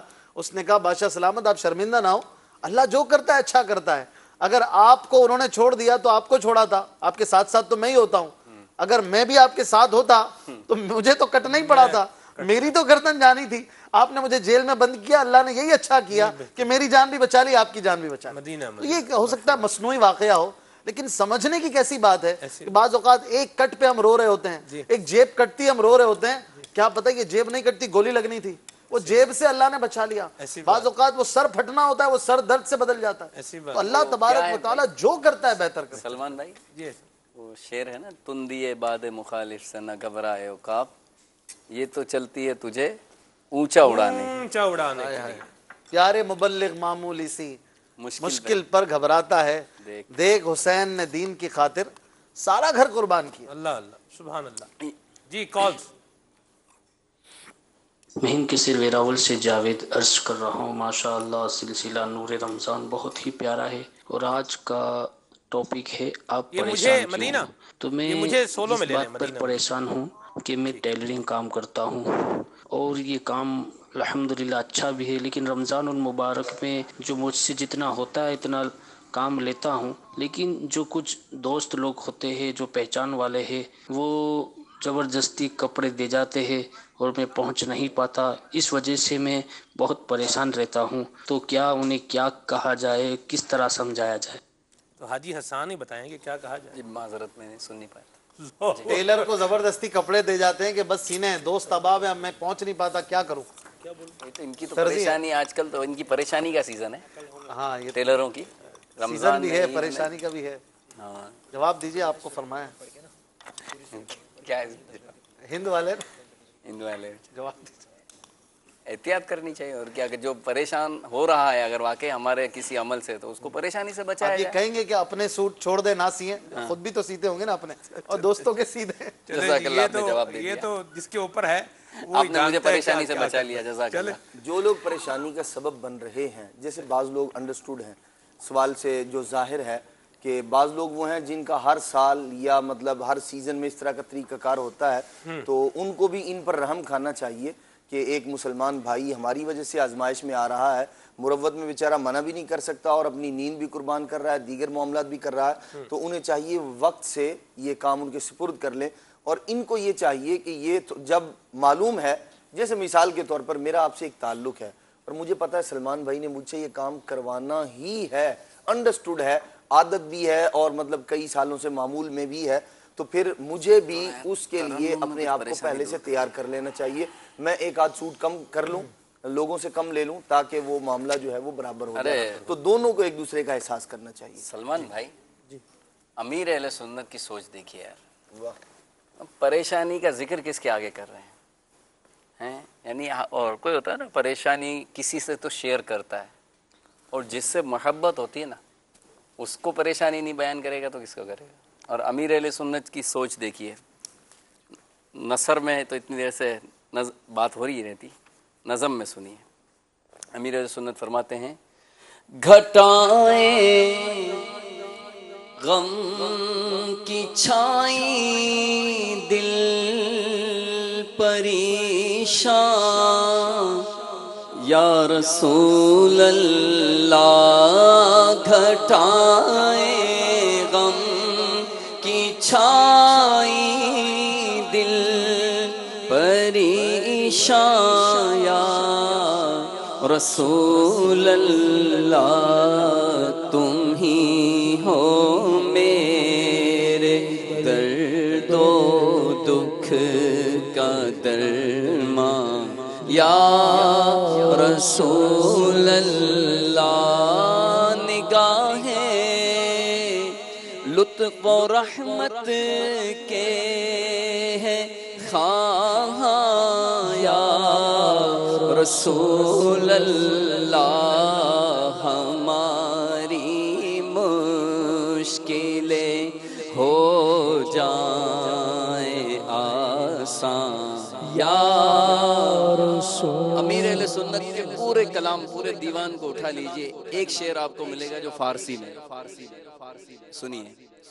بجز تو نیست مونس نیست ہمدم رحمت عالم, بجز تو نیست مونس نیست ہمدم رحمت عالم, نظر کل جانب معبد نصیباں, یا رسول اللہ نظر کل جانب معبد نصیباں, یا رسول اللہ تمہیں ہو میرے درد و دکھ کا درمان, یا رسول اللہ. فارسی کا پورا کلام ہے, بکار خیش حیرانم اغثنی یا رسول اللہ, پریشانم پریشانم اغثنی یا رسول اللہ. یہ پریشانی کا دیکھیں تذکرہ کہاں ہو رہا ہے, وہی آپ نے کہا نا اپنے محبوب سے, اپنے رب سے کہہ دیجیے, اپنے رب کے محبوب سے کہہ دیجیے. مدینہ مدینہ. جی کال شامل کرتے ہیں. ماشاءاللہ سلمان بھی آپ کا پروگرام سلسلہ بہت اچھا چل رہا ہے. آج ماشاءاللہ اشفاق بھائی کی آمد ہوئی ہے. اشفاق بھائی سے گزارش یہ کرنی ہے کہ ایک کلام انہوں نے سنایا تھا اعلیٰ حضرت کا, جس میں پورے کلام میں ہونٹ ملتے نہیں آپ اس میں, ایک اس کلام کا نام بتا دیں اور اشفاق بھائی سے گزارش ہے کہ وہ کلام سنا دیں ہمیں, جزاک اللہ خیر. جی اشفاق بھائی ہاتھوں آتے ہیں. ہاں اس کلام کا تو کوئی نام نہیں ہے, اس صنعت کا نام ہے, اس کو کہتے ہیں عز الشفتین, یعنی دونوں ہونٹوں کا اٹھایا ہوا رکھنا، تو دونوں ہونٹ ایک دوسرے سے ملتے نہیں ہیں پورے کلام میں، اس لیے یہ اسے عز الشفتین کی صنعت سے گنا جاتا ہے۔ کیوں نہیں ملتے؟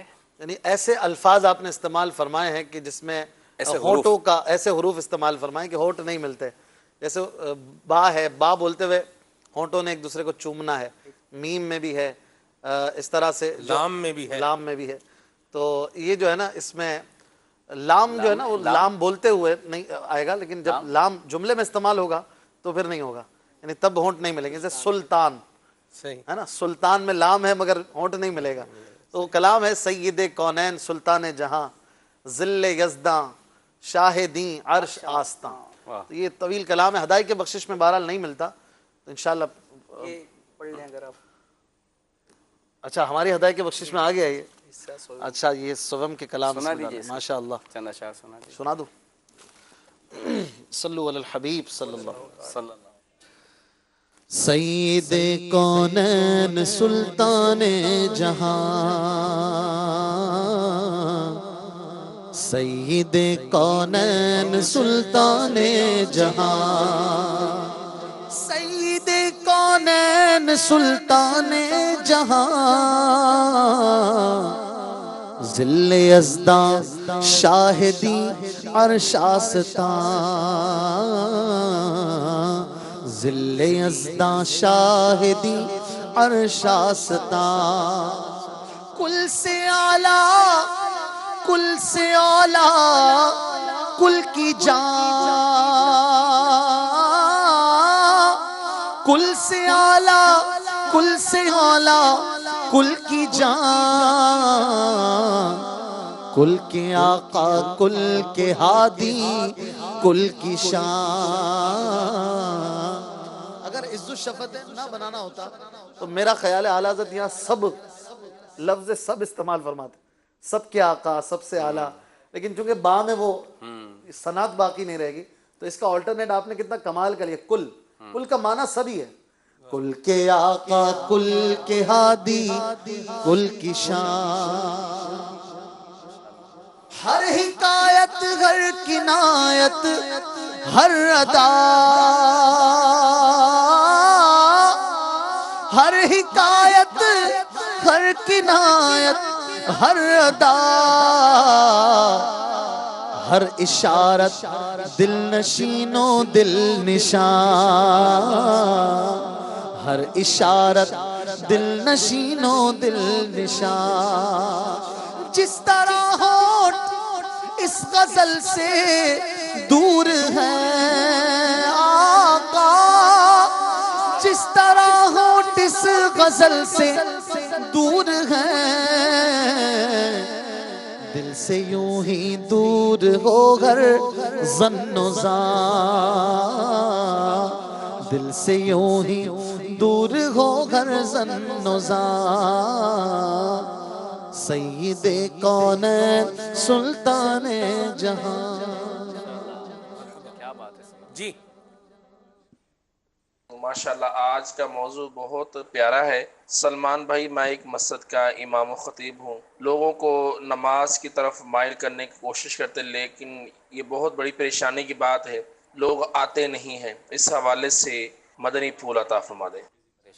جی مہروز بھائی، کوشش ہی کریں گے، ظاہر سی بات ہے، پریشان ہونا چاہیے، اور یہ پریشانی ایسی ہے انشاءاللہ دنیا و آخرت میں انہیں انعام و اجر ملے گا۔ گڈ پرابلم، گڈ پرابلم ہے یہ، اور یہ جو ہے آپ کو ترقی کی طرف لے کے جا رہی ہے۔ وہی جو تندی باد مخالف والا وہ تھا کہ یہ پرابلم جو ہے جب آپ محسوس کرتے ہیں، کڑتے ہیں، جلتے ہیں، اور یہ ختم بھی نہیں ہونی چاہیے سلمان بھی، یہ ایسی پرابلم جی یہ ختم بھی نہیں ہونی چاہیے۔ دوسرا یہ کہ کوشش کرتے رہیں، ہمارا کام ہے کوشش کیے جانا، کر کے دکھانا یہ ہمارا کام نہیں ہے۔ اللہ رب العزت انشاءاللہ ان کو بارآور بھی کرے گا اور لوگ اس طرف آئیں گے بھی۔ ٹھیک ہے جی، سمجھاتے رہیں کہ سمجھانا مسلمانوں کو فائدہ دیتا ہے، اچھے طریقے سے سمجھائیں۔ ادعو الی سبیل ربک بالحکمت والموعظۃ الحسنہ، اچھی نصیحت اور پکی تدبیر کے ساتھ بلایا جائے۔ ٹھیک ہے جی، یہ سوال ہے یہاں پر میسیج کے ذریعے کہ جب ہمیں پتہ ہے کہ ہمارے دوست ایسے ہیں کہ جو ہمیں آگے چل کر پریشان کریں گے، تو ہم یہ دوستی کیوں نہیں چھوڑتے؟ یہ تو آپ ہی بتا سکتے ہیں جی، کیوں نہیں چھوڑتے؟ آپ کو بتانا چاہیے راشد بھائی۔ یہ ایک سوال انہوں نے قائم کیا ہے کہ وہی بسا اوقات انسان آزمائشیں مصیبتیں خود مول لیتا ہے، تو ان پر بندہ غور کر لے. اور اللہ تعالیٰ نے انسان کو عقل و شعور دیا ہے، اچھے برے کی پہچان ہے. جب ہم بازار جاتے ہیں تو سبزی کی پہچان ہوتی ہے، ہمیں پھل کی پہچان ہوتی ہے کیا لینی ہے. تو دوست جس کی اہمیت ایسی ہے کہ نبی پاک علیہ الصلوۃ والسلام ارشاد فرماتے ہیں بندہ اپنے دوست کے دین پر ہوتا ہے، اسے دیکھنا چاہیے کہ کس سے دوستی کرتا ہے. جب پھل فروٹ خریدتے ہوئے ہم ایک امتیاز رکھتے ہیں اچھے برے کا، عمدہ اور خستہ اور خسیس کا، تو دوست کا انتخاب بھی پھر سمجھداری سے ہونا چاہیے. پھر وہ بعد میں اگر دھوکہ دے یا برائی میں پڑ جائے بندہ تو پھر اپنے آپ کو ہی بلیم کرنا چاہیے. بندے کو خود ہی سمجھنا چاہیے. گھر کا بل زیادہ آ رہا ہے تو بھائی پنکھے بند کرو نا، بتیاں بند کرو، کم چلاؤ.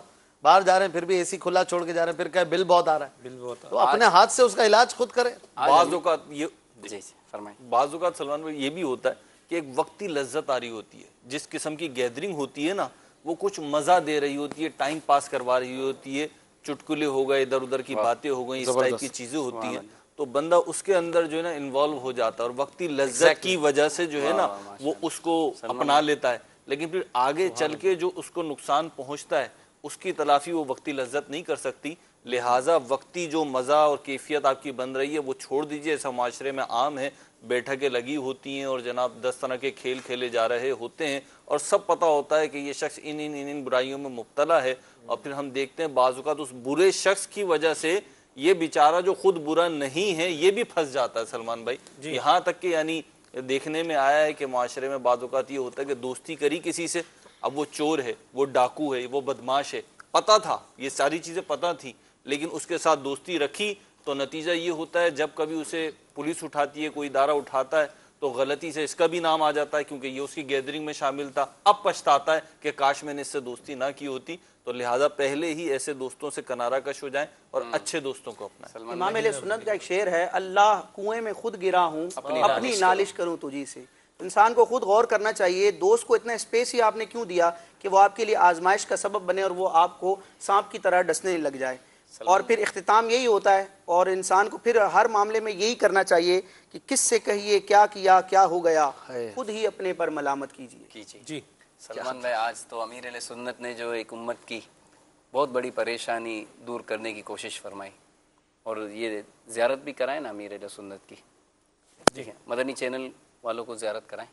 آج امیر اہل سنت جو غذا تناول فرما رہے ہیں، اور اس پر امیر اہل سنت نے ماشاءاللہ کتنے پیارے مدنی پھول عطا فرمائے الحمدللہ. وہی نا کہ ہم جو فوڈ کلچر، جیسے اشفاق بھائی نے بھی توجہ دلائی کہ ہماری جو صحتیں آج جو تباہ و برباد ہو رہی ہیں، اس میں ہماری ڈائٹ کا ہی عمل دخل ہے. دسترخوان پر ہی صحت بنتی ہے، دسترخوان پر ہی بگڑتی ہے. تو یہ جو پریشانی صحت بیماری کی صورت میں ہم مول لیتے ہیں، تو اس پریشانی کا علاج بھی تو ہمارے پاس ہے نا، اس کا حل بھی تو ہمارے پاس ہے نا. ہم اگر اپنی غذا کی اصلاح کر لیں، ہم ان غذاؤں سے بچ جائیں کہ جو ہمارے لیے مضر ہیں، نقصان دہ ہیں، اور ان غذاؤں کا استعمال شروع کر دیں جو ہمارے لیے مفید ہیں، تو انشاءاللہ عز و جل ہمیں بیماری کی پریشانی، ڈاکٹروں کے پاس جانے کی پریشانی، دوائیاں لینے کی پریشانی، انسولین لینے کی پریشانی شوگر کے مریض کے لیے، ان پریشانیوں سے بھی تو ہم بچ جائیں گے. اسی بات ہے، درست فرما رہے ہیں سب، اور اللہ تعالیٰ عافیت والا معاملہ فرمائے. آپ نے تو یہ ماشاءاللہ آپ کے معمولات میں بھی ہے. جی میرے معمولات میں بھی ہے، اور میرا اپنے معمولات میں تو ہے. میں انفرادی کوشش بہت رہی ہے الحمدللہ ان 2-2.5 مہینوں میں. مجھے یہ سفر، یہ بھی مدنی قافلے میں ہی ملا، یہ سفر وسیلہ ظفر. میرا اپنا مزاج تو تھا امیر اہل سنت کی صحبت کی برکت سے الحمدللہ. حسان بھائی کی یہ میں نے کوالٹی دیکھی ہے ماشاءاللہ، یہ رہنمائی کرنا اور کسی کی پریشانی ہے اس کو حل کرنے کے لیے کوشاں ایسے ہو جاتے ہیں جیسے ان کی اپنی پریشانی ہو، اور کوئی کسی پرابلم میں ہے اور کہیں پر ان کو حل مل رہا ہے تو یہ فوراً کوشش کرتے ہیں کہ یار اس کو بھی فائدہ ہو جائے، یار اس کا بھی فائدہ ہو جائے. اب جیسے کسی اسلامی بھائی کو گھر چاہیے تھا تو میں نے ان سے عرض کیا نا کہ آپ ترکیب بنا دیں، تو انہوں نے کہا میں انشاءاللہ کرتا ہوں. میں نے کہا کوئی آپ کا ویسے ماشاءاللہ بزنس بھی اپنا کرتے ہیں، کاروباری شخصیت ہیں. میں نے کہا یہ آپ کی فیلڈ بھی ہے، آپ بلڈر بھی ہیں، پلاٹ وغیرہ کا بھی معاملہ کرتے. کہا نہیں اس میں میں اسلامی بھائی اپنے، میں ایسے ہی انشاءاللہ ان کے لیے گھر اچھی ترکیب بنوا دوں گا. یہ سلمان میں بیٹھے، انہوں نے بھی تو کچھ मुराजात की थी। अच्छा, यानी ये रहनुमाई, किसी की परेशानी दूर करना, ये अपनी परेशानियों को दूर करने का बेहतरीन एक जरिया है। ये ट्रिकल डाउन इफेक्ट होता है, इसको कहते हैं कि आप किसी की परेशानी हल करेंगे, कोई किसी की परेशानी हल करेगा, दूसरा किसी की परेशानी हल करेगा, घूमते घूमते आपकी परेशानी का हल करने वाला भी मिल जाएगा। ट्रिकल डाउन इफेक्ट है। जब माशरे का हर फर्द एक दूसरे की परेशानी का हल करने वाला बन जाएगा, हर कोई दूसरे का खैर ख्वाह बनेगा, डेफिनेटली आपको भी आपका खैर ख्वाह मिल जाएगा। आप बनिए इसके खैर ख्वाह, वो बनेगा उसका खैर ख्वाह, वो बनेगा तीसरे का, वो बनेगा चौथे का, मुड़ के आपको भी खैर ख्वाह मिल जाएगा। आप चाहेंगे बस मेरा भला हो जाए, मेरी जेब भर जाए, मेरा तिजोरी भर जाए, तो किसी की नहीं भरनी है। सलमान भाई, मेरे वालिद मरहूम, इनके लिए दुआ कीजिए, अल्लाह ताला गरी के रहमत फरमाए। आमीन। इनका भी मिजाज ऐसा था और उन्हीं की ये तो सोबतों का, तरबियतों का नतीजा है। वो थे मेमन और पंजाबी मिसाल दिया करते थे, आप अच्छा ते जग अच्छा, कर भला हो भला हो भला। अल्लाह इस पे अमल नसीब करें। आमीन आमीन।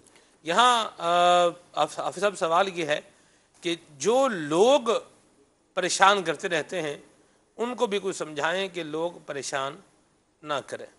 जैसे इसके दो जवाब हैं। एक जवाब तो ये है कि अगर बंदा ऐसा काम करेगा कि जो इसके बाद फिर लोगों ने परेशान ही करना है, तो फिर वो उस काम पर भी गौर हो जाना चाहिए कि वो काम भी करना है या नहीं करना। जैसे कर्ज ले लिया, अब बंदा महरोज भाई से बोले कि भाई महरोज भाई 10 लाख रुपया कर्ज दे दें, और फिर बाद में महरोज भाई जो है वो पीछे पीछे और बंदा जो है वो आगे आगे, तो ये काम ये कम से कम है। मैं मार्केट में रहूं भाईजान, ये कम से कम है या मैं मार्केट में ये इन्होंने ऐसी मिसाल दी है 1000 कर लिया इसको, लेकिन मैं मार्केट में रहूं, मैं इतनी आसानी से कर्ज दूंगा, क्योंकि मैंने ऐसे लोग देखे हैं सलमान भाई, मार्केट में, सुनार मार्केट में किसी ने किसी से सामान वगैरह लिया, माल लिया, और फिर वो कुछ भी हुआ देने के लिए तैयार नहीं। अच्छा, 10 लोगों से लिया हुआ, और फिर चुटकुला ये कि अपने साथ ने, पुरानी बात है, आज से 10-15 साल पुरानी बात है, अपने साथ जो है ना वो कोई रिवॉल्वर वगैरह लेके फिर रहा है बंदा। क्यों? अब जो भी हसन में उससे कहे ना भाई मेरा कर्ज दो, तो रिवॉल्वर उसके हाथ पे रख दे, भाई मुझे मार दो, मैं तो खुद बहुत परेशान हूँ, मैं तो खुद टेंशन में हूँ, मुझे मार दो। तो वही आप वाली बात कि ऐसे परेशान कर, ऐसे काम करोगे लोग परेशान करें, आपके दरवाजे पे खड़े रहें, रिवॉल्वर बेच के पैसे दे दो, इतना महंगा आता है। नहीं, अब कौन मारेगा? कोई जी शऊर आदमी ऐसे कैसे कर सकता है? होगा एक आध बार कभी वो ऐसे मामला होते रहते हैं। बहरहाल कर्ज लेने वाले, असल में आपको लगता है आपके साथ कोई ऐसा तजुर्बा हुआ नहीं, आप या तो आप देते नहीं, महरोज भाई अगर आप देते हैं तो आपको मिल जाता है। रिवॉल्वर हाथ में रखने तक तो सामने वाला ज्यादा निकलते हैं, घबरा गया होगा करना क्या चाह रहा है। तो जब कहेगा मुझे मार दो तो सेट होगा, पहले तो सोचेगा रिवॉल्वर निकाला क्यों इसने। आप खतरनाक मामला है। ट्रिक देखें, ये भी ट्रिक ही कहूंगा मैं, ट्रिक है बिल्कुल, कि अपनी परेशानी, दूसरे की जो परेशानी थी ना वो और बढ़ा दी बेचारी। लेकिन बहरहाल इस वजह से कर्जा देना छोड़ना नहीं चाहिए। कर्जा देने की अपनी फजीलतें, सवाब और वो सब भी है ना। अगर कर्जा लौटाने वाला ताखीर करता है किसी सबब से, या वो नहीं दे पा रहा, तो उसको मोहलत देने के अजर अलग हैं, फिर वो रोजाना सदक़े के सवाब पाने वाली हदीस है। तो कोशिश करनी चाहिए अपना एक बजट, अगर थोड़ा बहुत अल्लाह ने थोड़ा बहुत भी दिया है कि आप एक अच्छा खाते पीते हैं, थोड़ी सेविंग है, अगर आपके पास 2-5 लाख की भी सेविंग है, तो 50,000 रुपए, 25,000 रुपए इस तरह के रखने चाहिए। यार इससे मैं लोगों को कर्ज दे दूंगा, किसी को 10,000 दे दिए, किसी को 15। लोग बहुत परेशान हैं।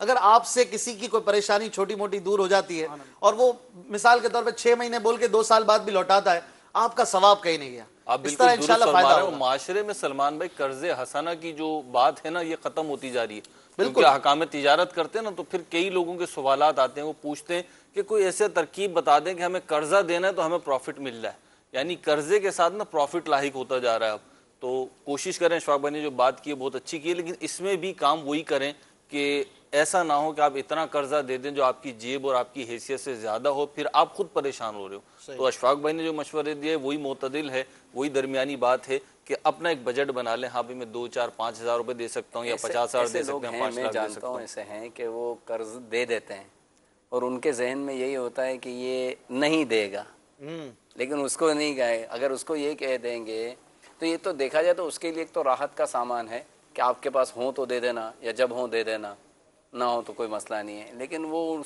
उसकी नज़र में कर्ज ही है, उनको पता होता है कि ये दे ना दे खैर है। और वही सवाब के लिए है ना, एक के बदले 10 मिलेगा और कर्जे के बदले 18 मिलेगा। 18 तो सदका कर्जा जो है वही लेगा जो परेशान हाजतमंद है। तो कर्जा देने की आदत रखनी चाहिए, चाहे 500 रुपए क्यों ना हो।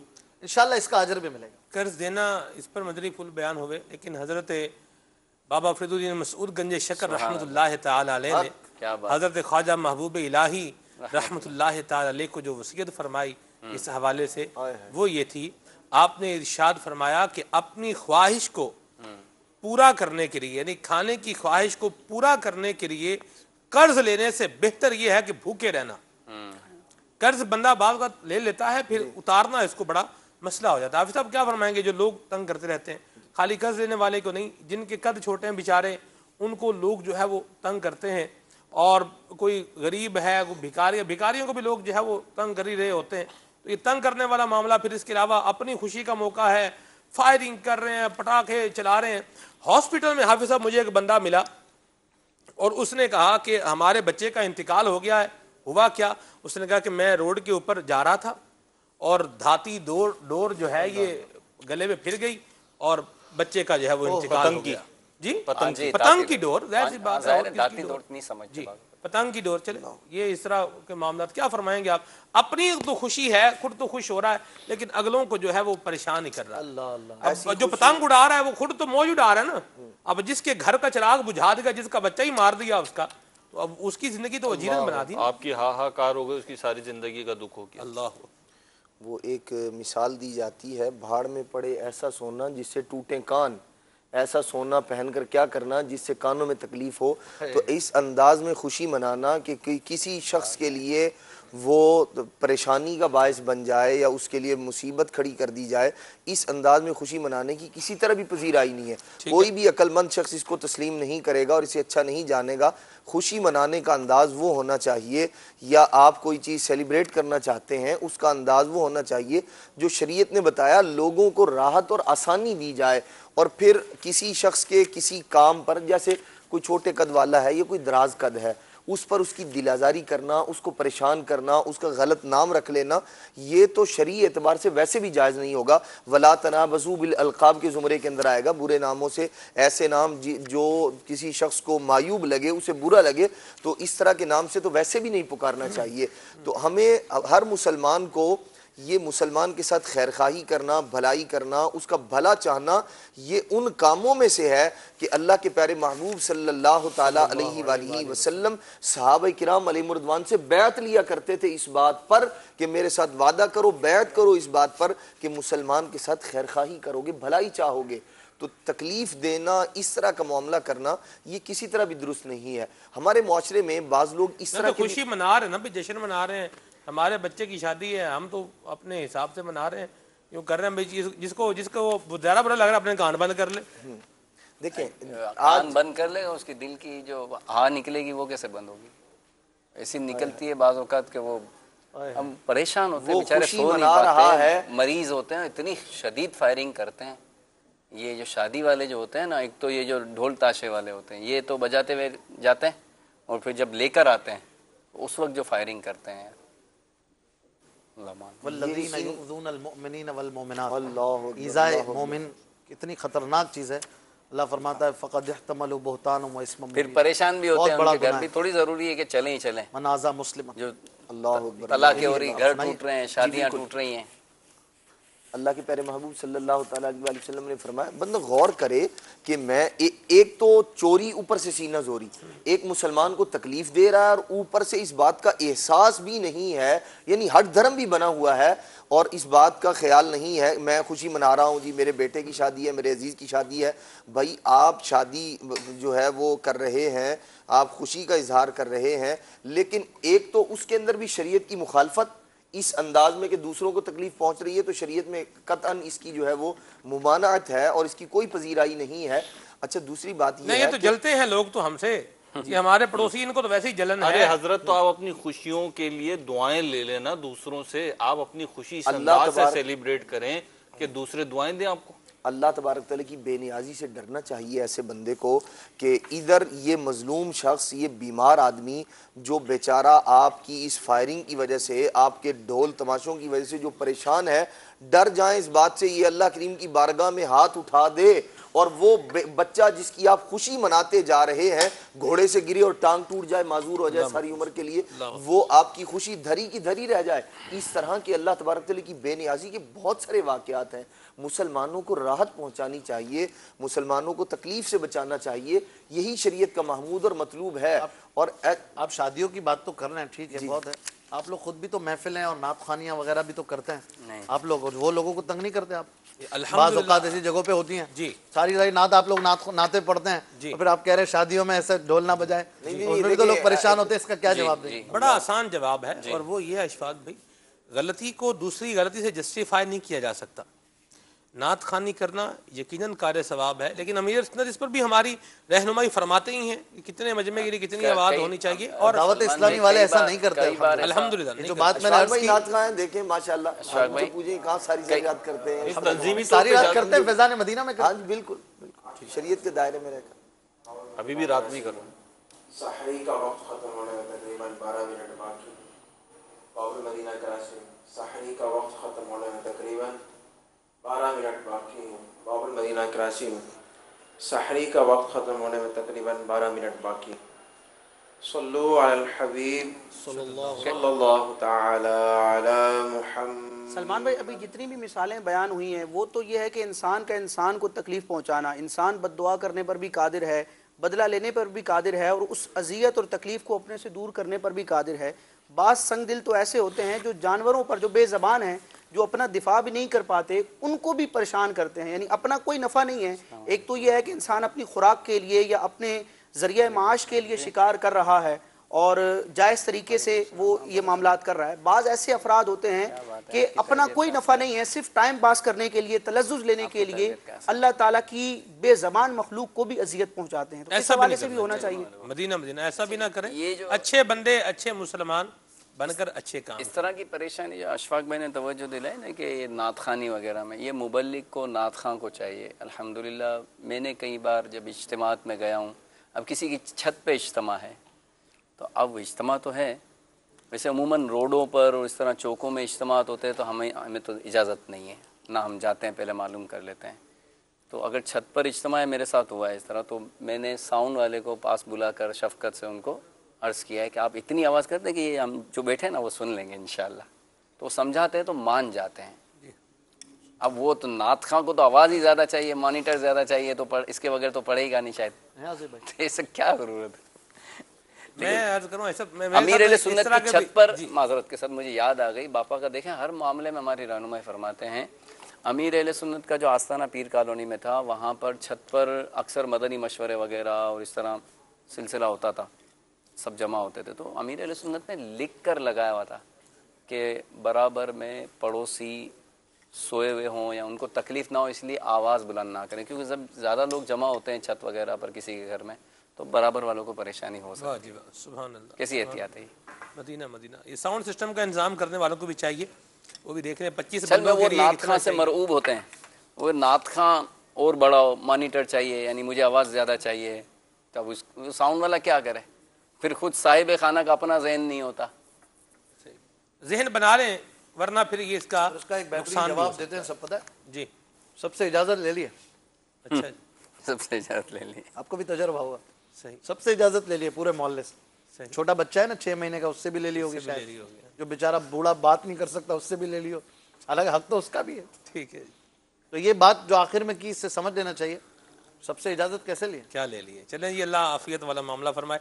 کالز آپ کی شامل کرتے ہیں، پھر آگے بڑھتے ہیں۔ اچھے کام اچھے طریقے کے ساتھ کیے جائیں تاکہ ان کا انسان کو فائدہ بھی ہو۔ جی جناب، میں کراچی سے بات کر رہا ہوں، محمد ارشاد۔ میں یہ پروگرام سامنے دیکھ رہا ہوں، یہ پروگرام ذرا دوبارہ چلائیں، جو انہوں نے کہا ہے کہ 5 چیزیں بڑی امپورٹنٹ ہیں، جوانی، بڑھاپا۔ پروگرام دوبارہ تو حضور وہ نہیں چلا سکتے، وہ جو ہے جی اشفاق بھائی کے مدنی پھول آپ کو روایت دوبارہ سنا دیتے ہیں۔ ہاں ویسے یہ جو فیس بک کا لائیو پیج ہے مدنی چینل کا، سلسلہ ختم ہونے کے بعد وہاں سے بھی دیکھ سکتے ہیں۔ ٹھیک ہے جی، ناظرین جو چاہیں کہیں۔ پریشانیوں کا ایک حل امیر علیہ سنت بھی دے رہے ہیں۔ یہ حدیث پاک ہے جو ہمارے ویور نے فرمایا، رسول پاک صلی اللہ علیہ وسلم کے فرمان کا خلاصہ عرض کیا تھا کہ 5 چیزوں کو 5 سے پہلے غنیمت جانو، امپورٹنٹ جانو اور ان کی قدر کرو۔ 5 چیزیں آپ صلی اللہ علیہ وسلم نے جو فرمائی، ہماری پوری زندگی کا احاطہ اس میں گویا ہو جاتا ہے کہ جوانی کو بڑھاپے سے پہلے غنیمت جانو، بیماری سے پہلے صحت کو غنیمت جانو، فرصت مصروفیت سے پہلے فرصت کو غنیمت جانو، اور تنگ دستی سے پہلے دولت کو مالداری کو غنیمت جانو، اور موت سے پہلے زندگی کو غنیمت جانو۔ جب یہ چیزیں چلی جاتی ہیں نا، بوڑھا ہو جاتا ہے تو پھر جوانی یاد آتی ہے، جب مالداری ختم ہو جاتی ہے بعض اوقات تو یاد آتے ہیں یار ایک وہ بھی وقت تھا کہ 100 روپے میں ہمارا پورا مہینہ نکل جاتا تھا، اب 100 روپے میں دن نہیں نکلتا، وہ بھی زمانے یاد آتے ہیں جب بندہ مصروف ہو جاتا ہے، ٹائم نہیں ہوتا، فیملی ہے تو کام ہے تو یہ پڑھائی ہے، اس وقت وہ زمانہ یاد آتا ہے جب بڑے ٹائم تھا یار کاش کچھ پڑھ لیتا کچھ کر لیتا اس وقت۔ تو جب یہ نعمت چلی جاتی ہے نا تو قدر ہوتی ہے، اس سے پہلے قدر کر لی جائے۔ مدینہ سلمان بھائی، امیر اہل سنت کچھ مختلف پریشانیوں کا ذکر کر کے ان کا حل بتا رہے ہیں،